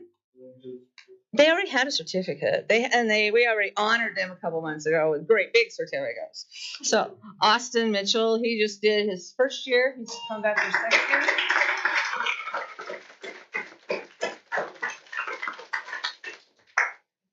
Ones that aren't going to be here. Colin Delaney.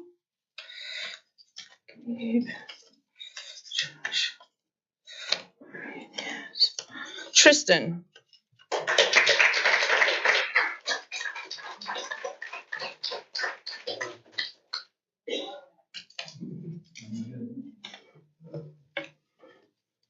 And then last but not least, come up here, Caitlin.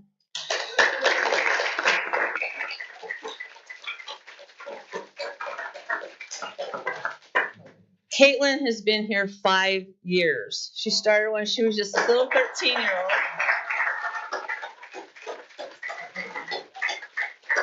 And her number, as they were saying on Points of Light, her number was number 7,896. That's how many people in the whole United States have ever won the Points of Light Award.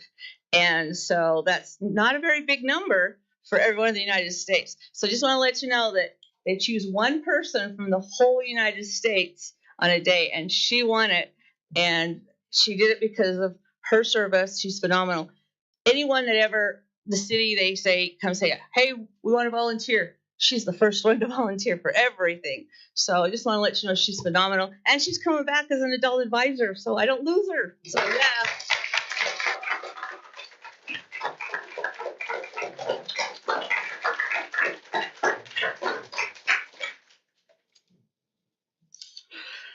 And then do you guys want to stay here or go back there with everybody sworn in? Okay. Thank you. And then when we're done, may we be excused? Okay. After we're sworn in and stuff. Okay. You guys stay here.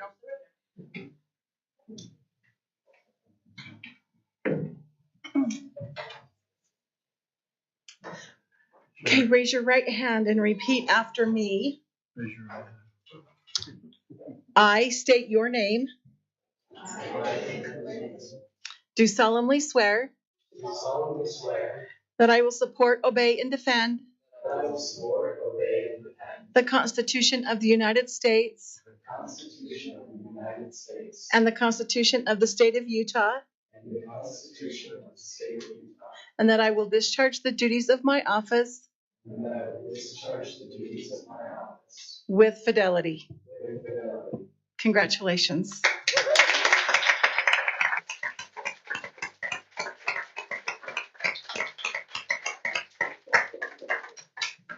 Okay, like I said, this is an exciting part of our opportunity here to interact with the youth and to acknowledge them. And I know that the council definitely wants to give their appreciation to each and every one of you. So I'm going to turn the time over to the council, but just real quick, what's very interesting and what I admire most about this group of kids is these are the kids that go on to be, most of the time, they become attorneys and yeah, and they're very, and have had this one-on-one training now that really helps them. And in fact, I'm not going to give away your surprise, but you're going to have a special visitor probably in December from one of the first graduating classes of this youth court. That's as much as I'm going to say. So with that, council, do you want to give your appreciation to these kids? Well, I do want to just say thank you to all of the young people who participate in the youth court. This is one of the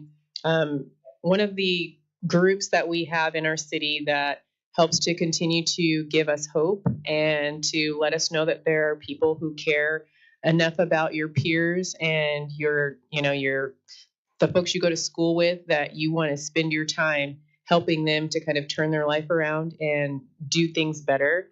I was in a conference last week and they were talking about how prevention saves like 7 times the amount of money it costs for prosecuting and things of that nature. And so the fact that you all are willing to spend your time, to help your peers course correct is huge.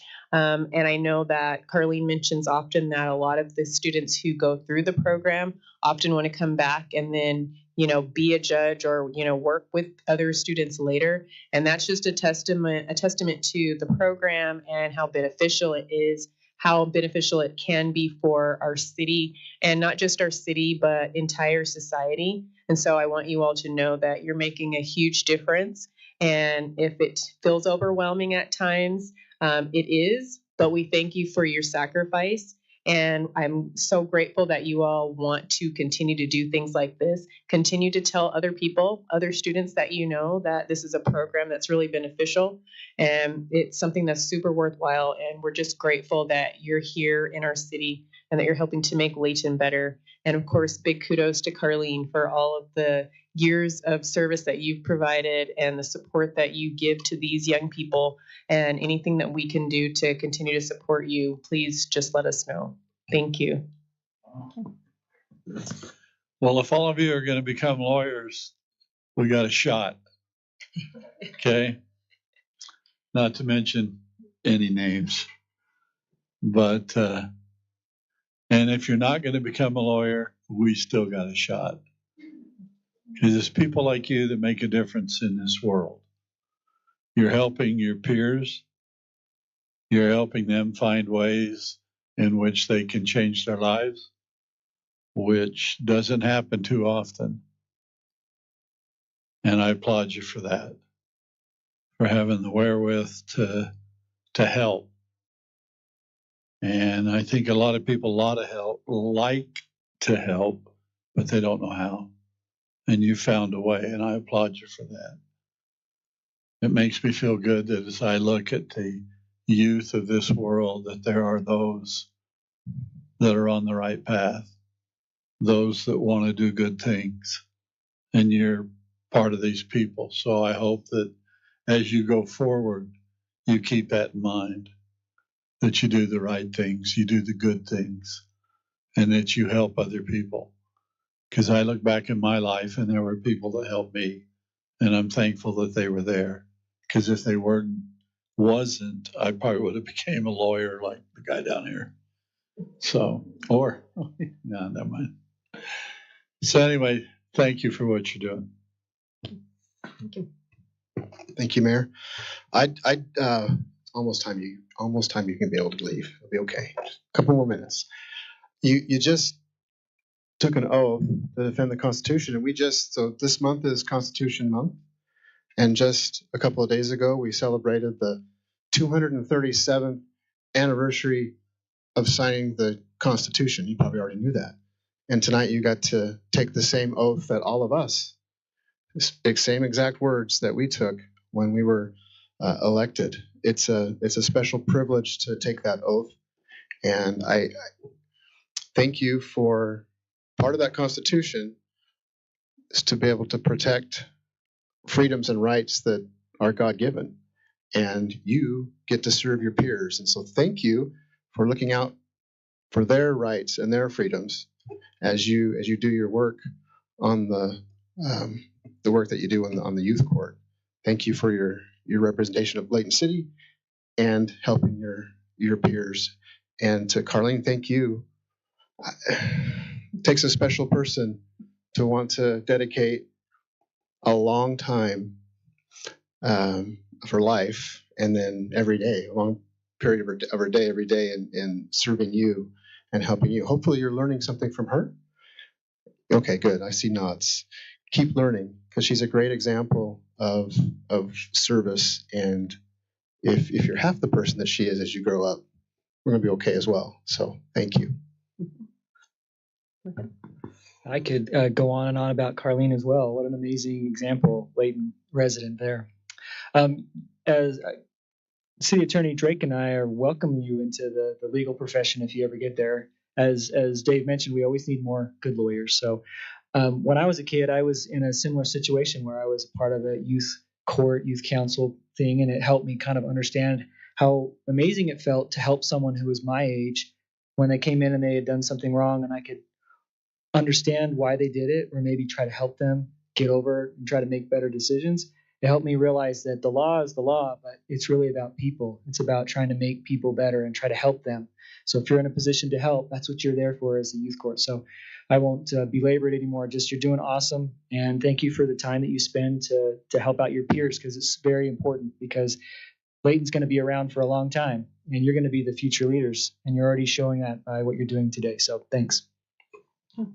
Councilmember Roberts. Thank you, Mayor. So I had a similar thought as Councilmember Morris did when you guys were up and you were being sworn in. It reminded me of when Kim, our recorder, swore me in as a council member as well. This is a big deal. You guys make a big difference in our community.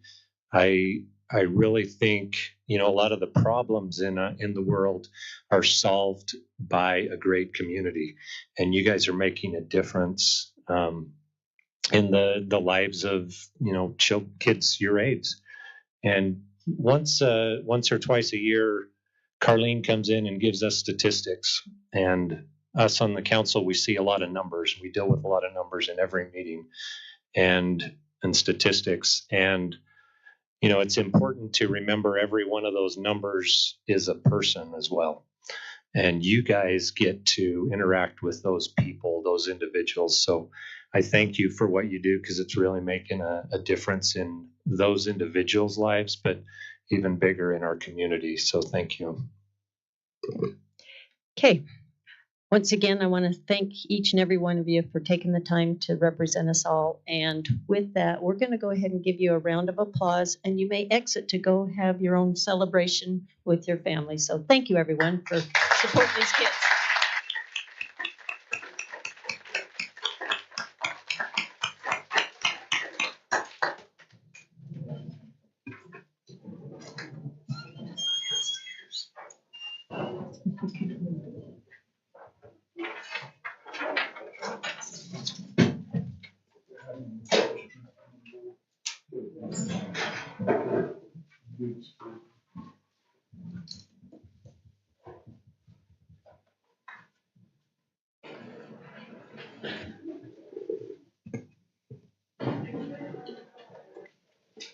Okay.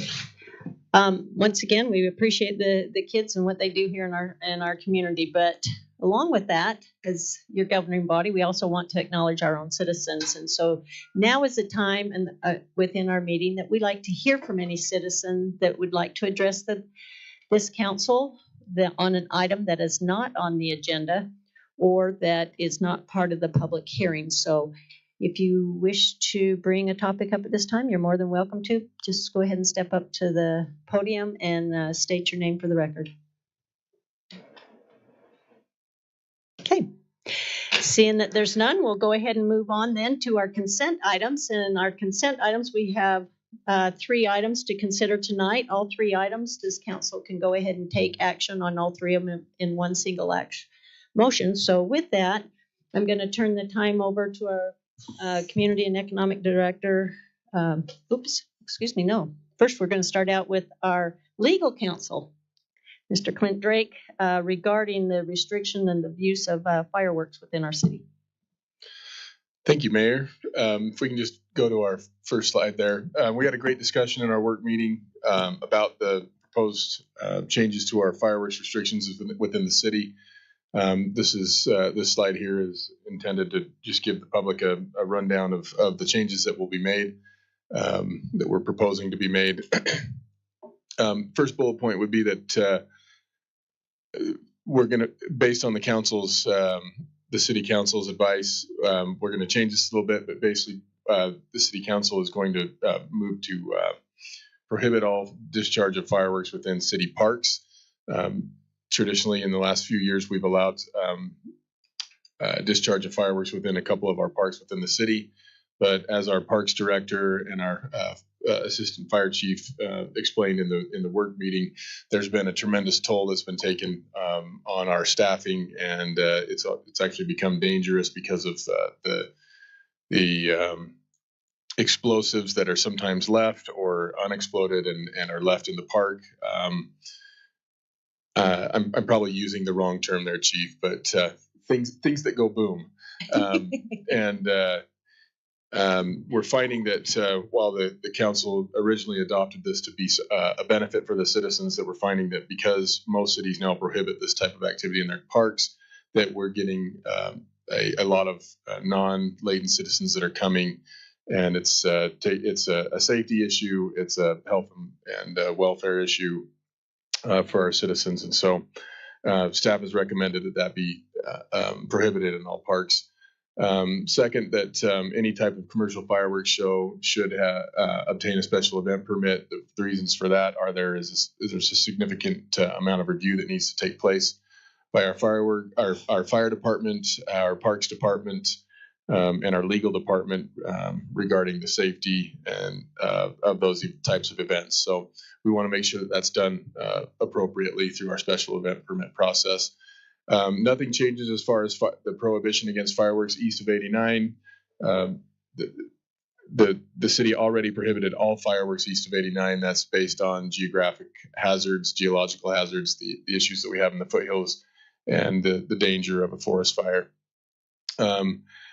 A little bit of a change will happen with regard to our aerial fireworks, and I'll go to the map here in just a second. And then that last bullet point is just simply that the public should be aware that violations of our code and the use of fireworks within prohibited areas is an infraction, which is punishable by up to $1,000 fine. Chad, if you could just, or whoever's there, can just advance to the actual map. So the existing restrictions are the brownish beige color and the reddish pink color. The reddish pink color is all fireworks are restricted. No fireworks can be used in those areas. Traditionally, we've also restricted aerial in the brownish beige area. State code allows the fire official in our city, it's the fire chief, to make certain recommendations to the council regarding restrictions based on our chief's review of the hazards that exist in the city, in particular with our trail system, the draws and the canyons that we have that extend up into our foothills. It's determined that it would be safer to move that crosshatch area that would also prohibit the aerial fireworks.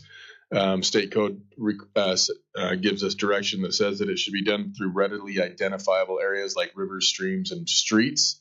So this would prohibit the use of aerial fireworks from the south border of the city, from Kaysville north along Fairfield Road to the intersection of Fairfield Road and Church Street. From Church Street, it then heads north to Highway 193, and then anything north of Highway 193 to the border of Hill Air Force Base. So again, the brown and the crosshatch area is proposed that those will be restricted, and no aerial fireworks will can be used in those areas. And then again, nothing changes to the east of 89. And with that, I'll take any questions that you might have. We also have our assistant chief here that he can explain the needs and the recommendations that have been made if you have any questions for him. Thanks. Can we go back to the ordinance itself? I just had a question for you, Clint. Forward one. Oh, right there. So in subsection 5 there, when it talks about unlawful conduct through a commercial fireworks show or demonstration that is for public or private display, that or is in reference to commercial firework displays as well. Correct. Okay. And then the or down below after the comma is also in reference to the commercial fireworks display. Yes. Okay. So there isn't anything in here that would prevent someone in an area of the city which is not prohibited to have some sort of neighborhood, fireworks display. It's obviously for public and private display, but they're not commercial users, Correct. so it's not be implicated in this ordinance. Correct. Okay. Thanks. Then just for the public's benefit, the council's recommendation was that in 1D that it just say in any public park, period. And then in number 5, where it gets to, no, number 5 was okay. That's right. Mm-hmm. Correct. Okay. Any other questions? Can you go back one to the bullet points? The bullet point 2, commercial fireworks shows. Can you give us an example of a fireworks show that would be approved? I'm thinking maybe because you talked about too in the work meeting, like the high schools for their homecoming. Do we have history of other commercial fireworks shows being approved? So I can answer the first part would be our high schools typically on homecoming will go through a special event permit to discharge fireworks within the city that has that review that I talked about. Even though it's not in a public park, there's still a review that needs to take place to ensure safety and compliance with the law. And then the other part would be our annual fireworks display that the city puts on. And then Chief, I don't know if you've got any other. There have been very sporadic ones that come about, not yearly, only sometimes. I can think of maybe a fireworks vendor who wants to show something off, and he'll get a special permit just to kind of educate the public on what's coming. That's happened in one of our parks before. Something around the New Year's or there was a Chinese holiday that it's legal to do, but somebody wanted to get permitted for that, so we permitted that. It's not very often. But this could be done on private property as well as public, right? These commercial. That's the way I read this. If it was permitted, it would still need to meet the requirements of the city. The fire department does their review to ensure safety and compliance with the laws and regulations, and then we have some legal requirements, some risk requirements regarding insurance and things of that nature to make sure that our citizens in the city are protected. Okay, thank you. Okay. Any other questions? Okay, thank you very much. We appreciate that. Okay, let's go on to item number B, which Mr. Chad Wilkinson is going to present a plat amendment.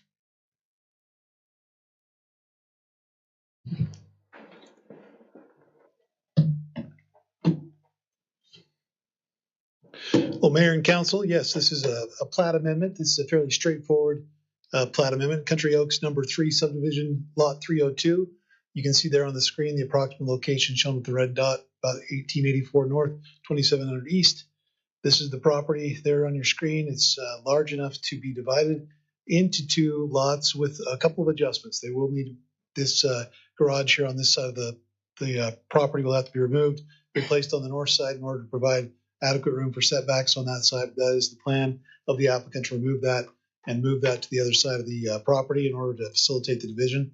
There's also a small shed that'll need to be moved to accommodate the subdivision. Again, this is the outline of the property without that cross hatching, so you can see that home. This is the proposed amended plat. Once that garage has been removed, there'll be adequate room for easements and setbacks on that property line between those 2 new lots. This was reviewed. This is just a copy of that existing plat for the subdivision showing 302. This was reviewed by the Planning Commission, and they have recommended the City Council approve this requested plat amendment, and I'm happy to answer any questions if I can. Okay, Council, do you have any questions on this one? Okay, very good. Well, we'll go ahead and I know you have item number C as well, so I'll go ahead and let you talk about the preliminary plat. Thanks. Yeah, this is an application that, as we explained at the last time we talked about this one, this is in our sensitive lands area. It's got some slope issues. The sensitive lands ordinance requires that this go through a conceptual, preliminary, and final. So there will be 3 visits to the council for this particular item and 3 visits to the Planning Commission. Typically, these are larger subdivisions, so that makes some sense to have some time in between. In this particular case, most of these items have already been addressed. Just a few things that'll have to be tied up at final, but this is the preliminary stage of that. Nothing has changed from the previous time that we talked. There are some conditions that have to be fulfilled as part of the development. I'll just go very quickly to show that property on East Gentile Street there. This is the proposed one lot subdivision plat. Again, this has to be, in order to obtain a building permit, according to our ordinance, the lot has to be platted. So this is a one lot subdivision plat to facilitate development. And this has been reviewed by appropriate city staff and the planning commission again. And the recommendation from staff and the planning commission is that the council approve the preliminary plat for Anderson's Legacy subdivision within the sensitive lands. And I'm happy to answer any questions if I can. Okay. Any questions?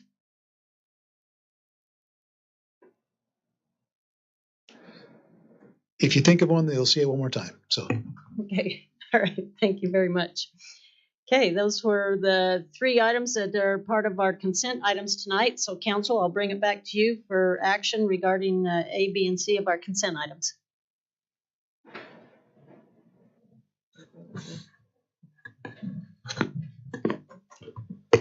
Madam Mayor, I make a motion that we adopt consent items A, firework restrictions, ordinance 24-27, plat amendment, Country Oaks number 3 subdivision lot 302, and preliminary plat, Anderson Legacy subdivision.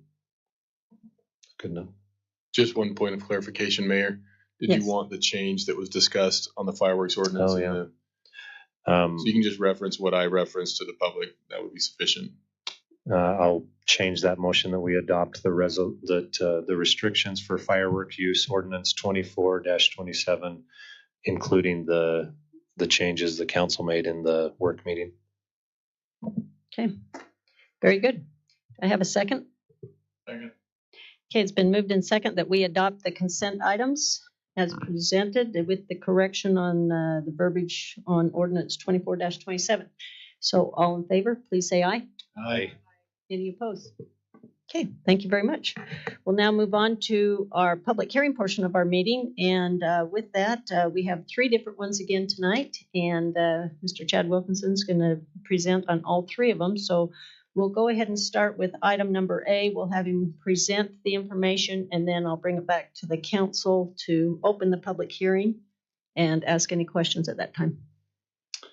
thanks, Mayor. Yeah, this is a public hearing request. This is for a rezone. This is a property that's located on 529 West Gentile Street. It's a rezone request from A, that's our agricultural zone, to R18, which is our single family zone with an 8,000 square foot minimum lot size. Property shown there on the screen. You can see it with the cross hatching there. It's a fairly large property at this point. This has been requested.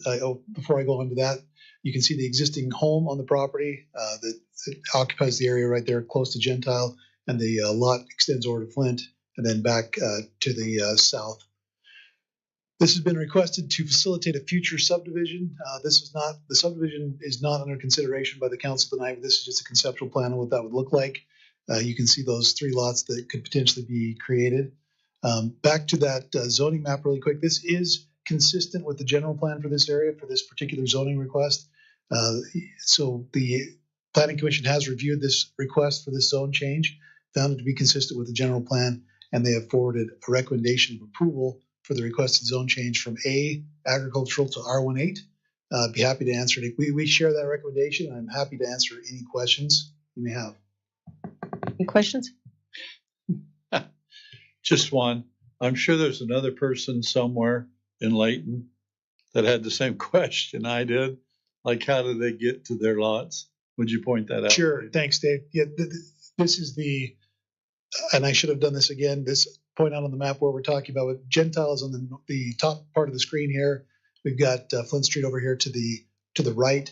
The lots are here, here, and here. So you've got an access that comes off of Gentile to serve this large lot in the rear, the existing access for the home, and then access from Flint Street for that 3rd lot. Okay. Any other questions? So I'm not too familiar with flag lots, but do they share any tie to one of the other lots going forward? Or are they both independent? They can, but in this case, it's got its own independent flagpole. Yep. Okay, great. Okay. Anything else? Any other comments? Just a comment. I mean, I would be remiss if I didn't say that this one, when I saw this come up, because we saw Mrs. Barlow here a few times, and she was so sweet. And I remember, I went into her living room, and she was so inviting. And when she passed away so suddenly, it was a sad day for Layton. And so, seeing Barlow Sisters subdivision, it's nice that it's still the Barlows on that piece of property. So I'm glad that this has gone through those processes, and the staff has got this to us, because it's a new day on this piece of property. But every time I drive by, I think of Mrs. Barlow. Perfect. Took the words out of my mouth. And also, as a close resident, I'm very pleased to see it. It's a R18, because I know that is the minimum that I'd like to see in that area.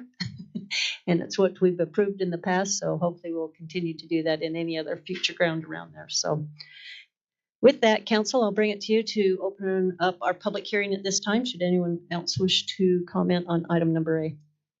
So I need a motion to open the public hearing. I would like to make a motion to open up the public hearing, and also just like to see this as well as the previous, item looking at single family residential. Those are just really nice things to see. So appreciate that. Okay, it's been moved in second. Second. It's been second. Do I have to Third. say aye? All in favor, say aye.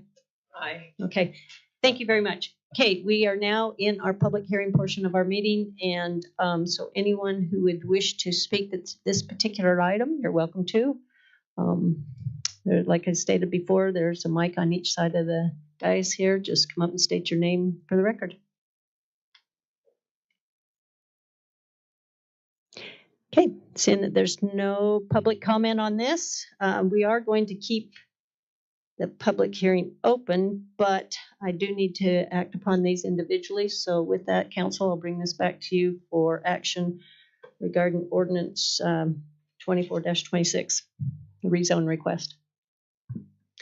Madam Mayor, I move that we approve ordinance 24-26, the rezone request. Second. Okay, it's been moved in second. With this, it's a public hearing. I'll go ahead and do a roll call vote. I'll start down here with Councilmember Roberts. Yes. Councilmember Watson. Yes. Councilmember Morris. Aye. Councilmember Smith Edmondson. Aye. And Councilmember Thomas. Aye. Okay, there you have it. It's unanimous. It has passed. So now we'll go on to item, congratulations, by the way, and thank you. I'm my new neighbors in the short distant future. So with that, we'll go ahead and go on to item number B, which is a proposed to amend the requirements in Title 19 zoning. So, Mr. Wilkinson? Yeah, thank you very much. Yeah, we've had some recent requests for potentially some additional height in some of our M1 zones. The M1 zones are predominantly located close to Hill Air Force Base in the area along 193 in Fairfield, there on the kind of northeast quadrant of the city up there.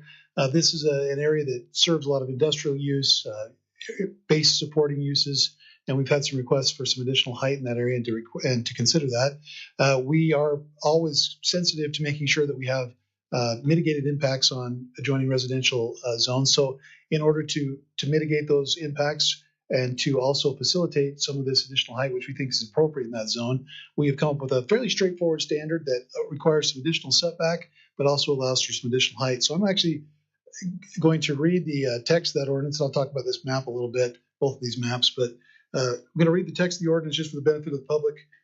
That text says that the change would say that a primary structure located, and this is within the M1 zone again, a primary structure located at least 500 feet from residential zone boundary or property designated for residential in the general plan may be increased to a maximum of 100 feet in height. The structure shall also comply with all FAA and or military restricted airspace, shall not be located within the accident potential zone, the APZ, and shall be located on a parcel with a minimum of 4 acres. So again, the area that's predominant that we're talking about predominantly are these areas here. This light gray is the existing M1 zones. There's a few outliers in some other areas, but that's predominantly where that zone lives in the city. Going back to that previous map, as we've looked at those various properties that are zoned M1, really these are the properties that are currently in the city that would be eligible for that type of additional height. They have to be quite far from a residential zone for that to kick in there. that, again, is to provide some additional mitigation and buffer from those existing residential zones. This was reviewed by our planning commission, and the planning commission did forward a recommendation of approval for this change. And staff would also recommend that the city council approve ordinance 24-25 approving this change in the height restrictions for the M1 manufacturing zone. And I'd be happy to answer any questions. Okay. Council, any questions on this one? I know we went over it pretty well in the work meeting. Just had one, Madam Mayor, if I may. Sure. Why 500 feet? The distance, the setback distance of 500 feet.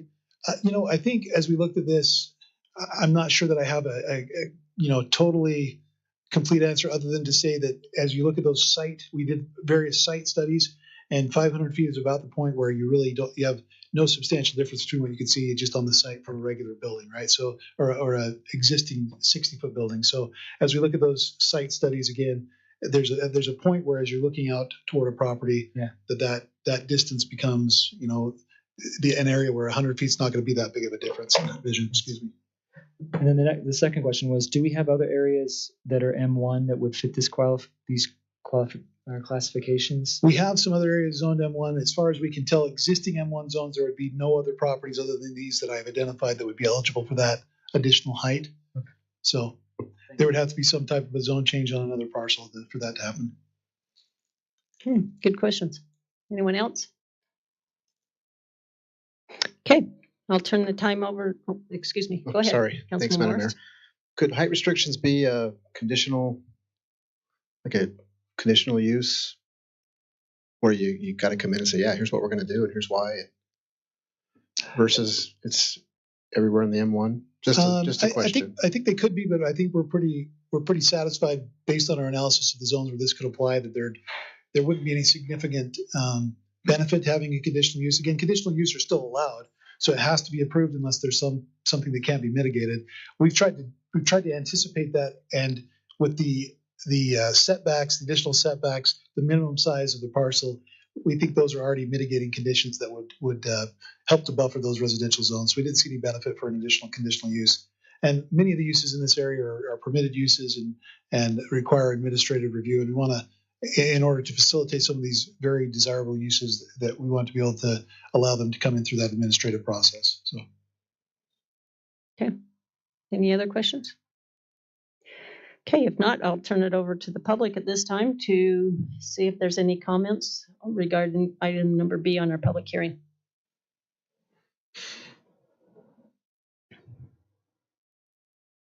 Michael Christensen, 1157 North, 2275 West. Maybe I missed it in the legal minutia, but I want to make sure that this 500 feet setback we're talking about is from the building to the residential area, not from the property line of the building to the residential area. Okay. It is. Yep. Okay, thank you. Any other questions?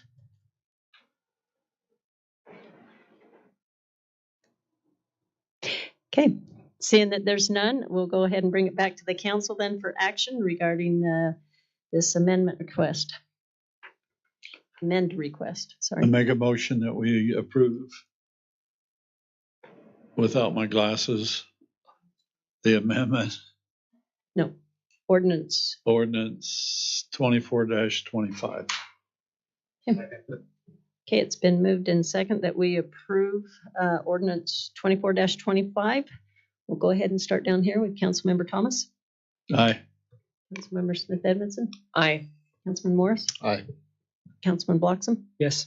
And Councilman Roberts. Yes. Okay, there you have it. It's passed unanimously. We'll now go on to our last item of our public hearing, which is an annexation request.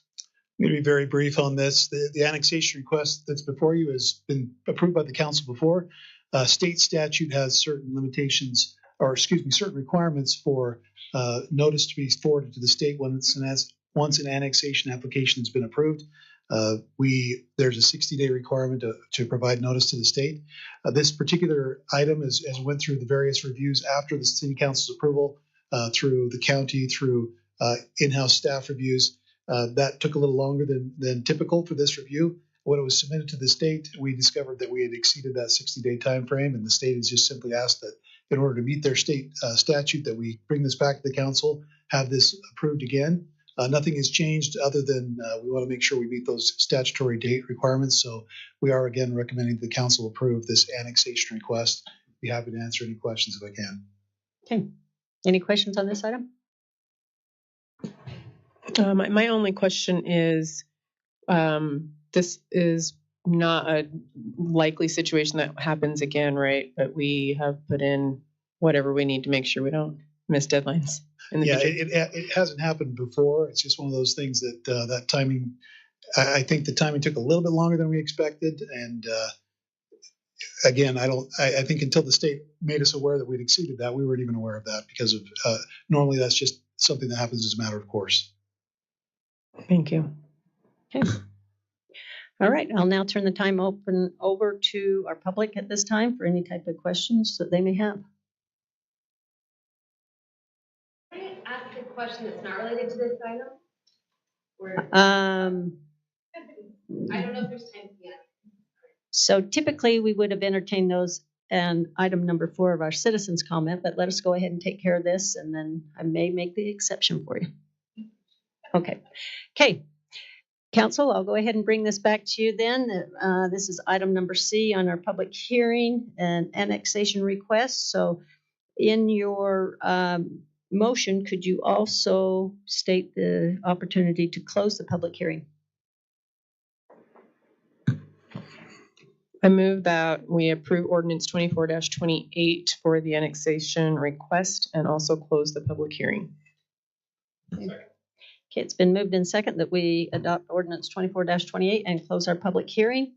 So with that, I'll go ahead and do a roll call vote, and I'll start out with Councilmember Morris. Aye. Councilmember Smith Edmondson. Aye. Councilman Thomas. Aye. Councilman Roberts. Yes. And Councilmember Bloxham. Yes. Okay, there you have it. It's unanimous. Okay, that concludes our agenda items that we have as published. However, there's been a request from a citizen to go ahead and address this governing body at this time on an item that's not on our agenda. So therefore, I'm going to go ahead and acknowledge our citizen comments at this time. Again, make sure you state your name. Thank you so much, Mayor Petro. My name is Amanda Keddington. I'm here as a representative of the Layton Park community. It's the community in between Layton Parkway and 2200 West. I'm here just to represent to you a growing safety concern we have at the intersection there. Since the West Davis corridor opened in January, the traffic on that road has increased substantially. We have about 80 homes in that neighborhood and are anticipating about another 30 more to be completed under construction by the end of this next year.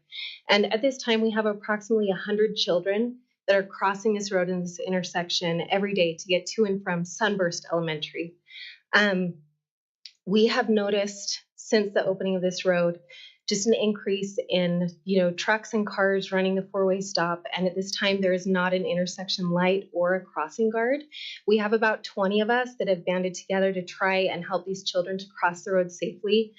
We have called numerous times to the Public Engineering Department for the past 4 years. We've called the Police Department for about the last 4 years as well to ask for increased patrols. And we're just coming before you to just represent that this is really a growing concern for our community. And I know I've messaged Councilmember Bloxham, and we appreciate your consideration. We just wanted to ensure that everyone was aware of this concern, and we're hoping to, hear what the plan is potentially and how we can follow up and remain invested in support in any way possible. Okay, very good.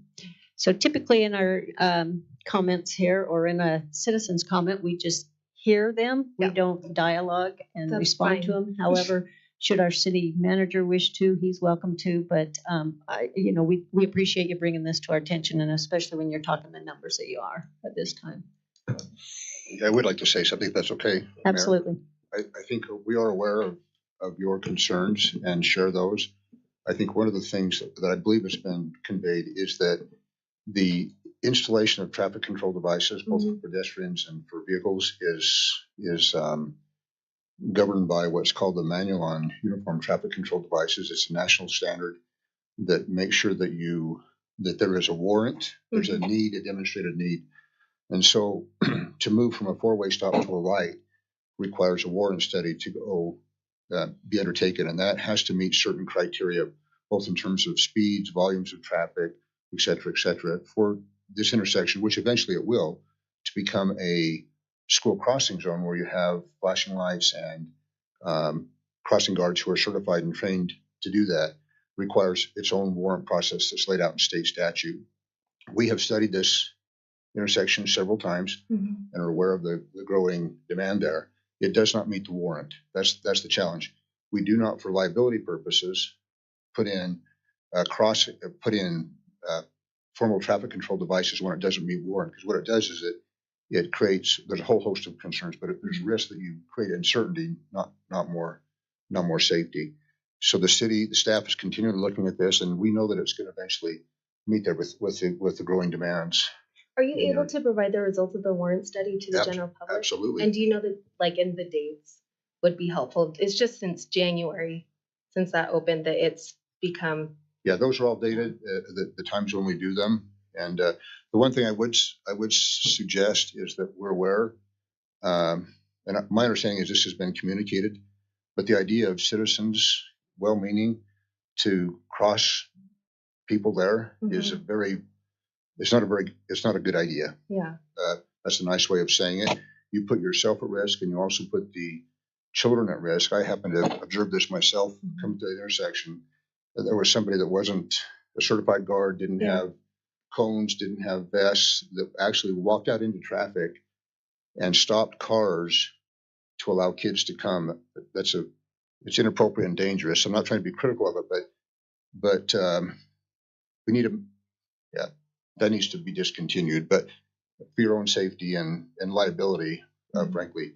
But yeah, I'll go to work and work with engineering and we get those studies to you. Okay. And we do them. We let a little time go by before we do another one because there are costs associated with them. But it's very much on our radar, and we understand there's a growing demand there and a need.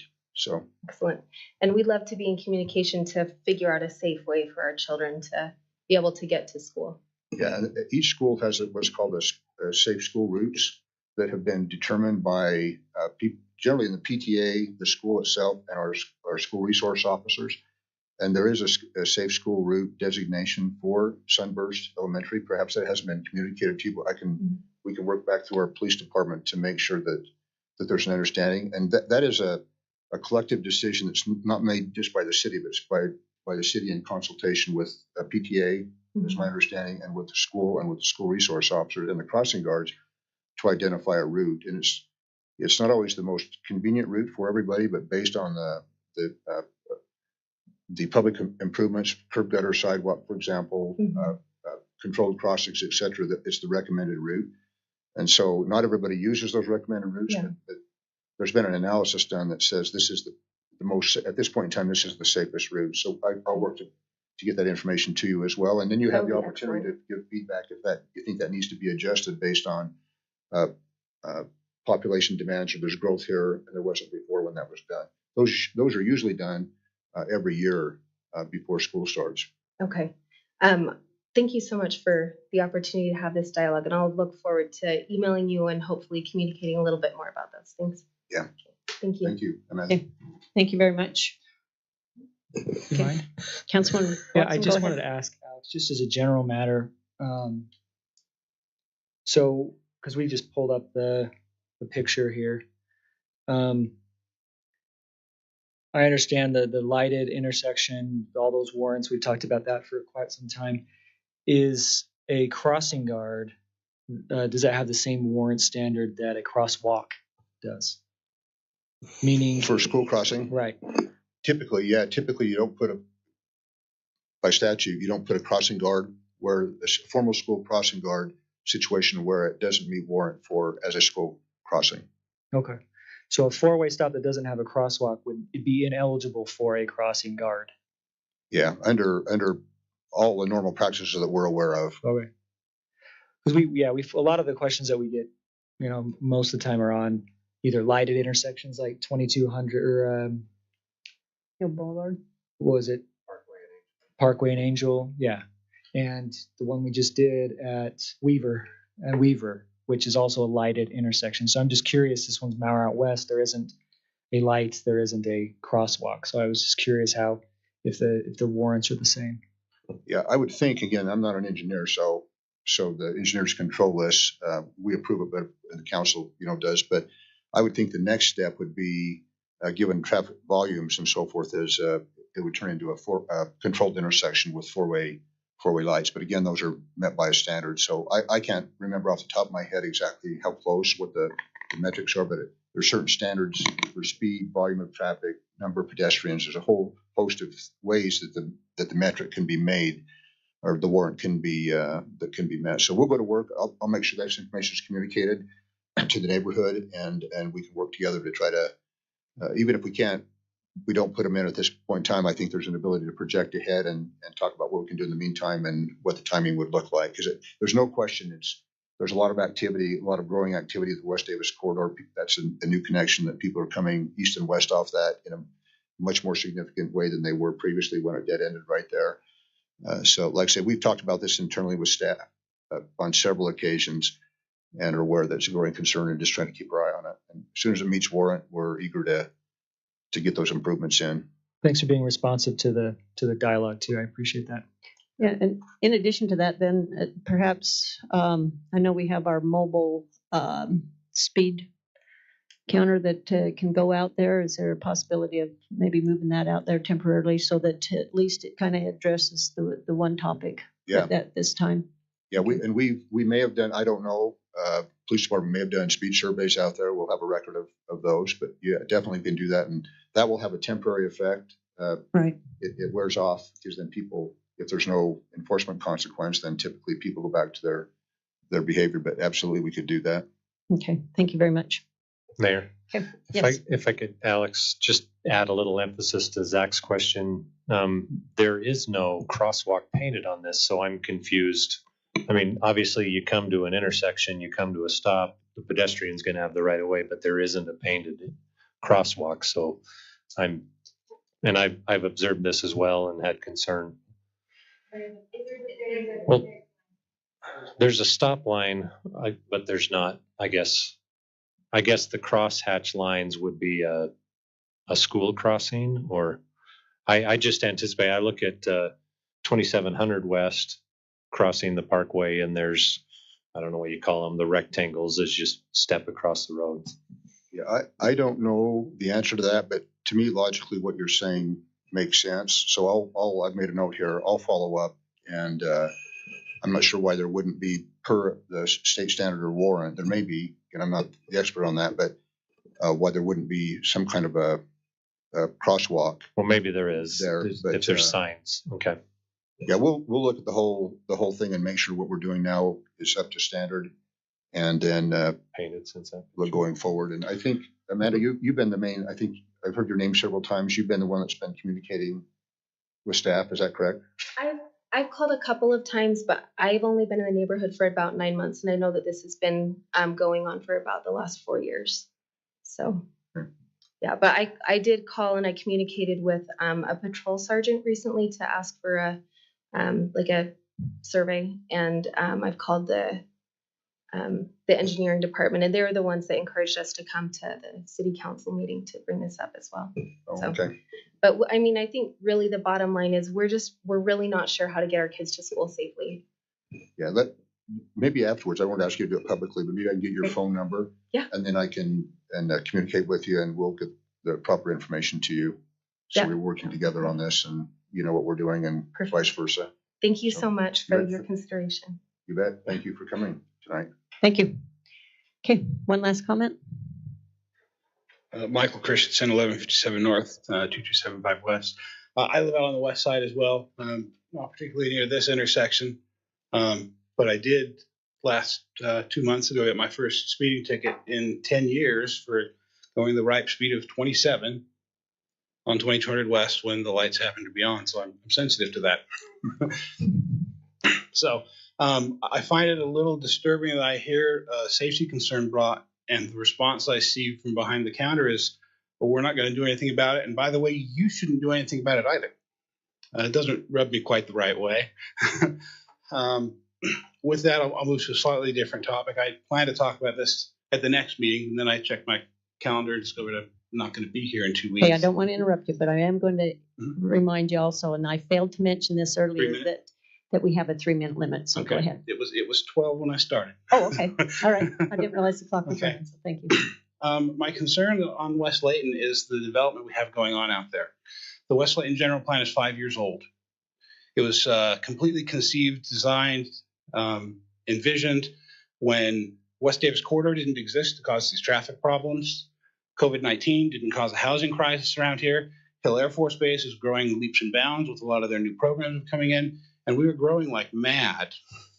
The Layton Forward Plan does have a great program and plan in place to build on the west side a town center and a business district, which is a great idea. I'd love to have a grocery store that's not 3.5 miles away from my house out there. The concern I see with the Layton Forward Plan, the way it's built right now, is you're building a town center without a town.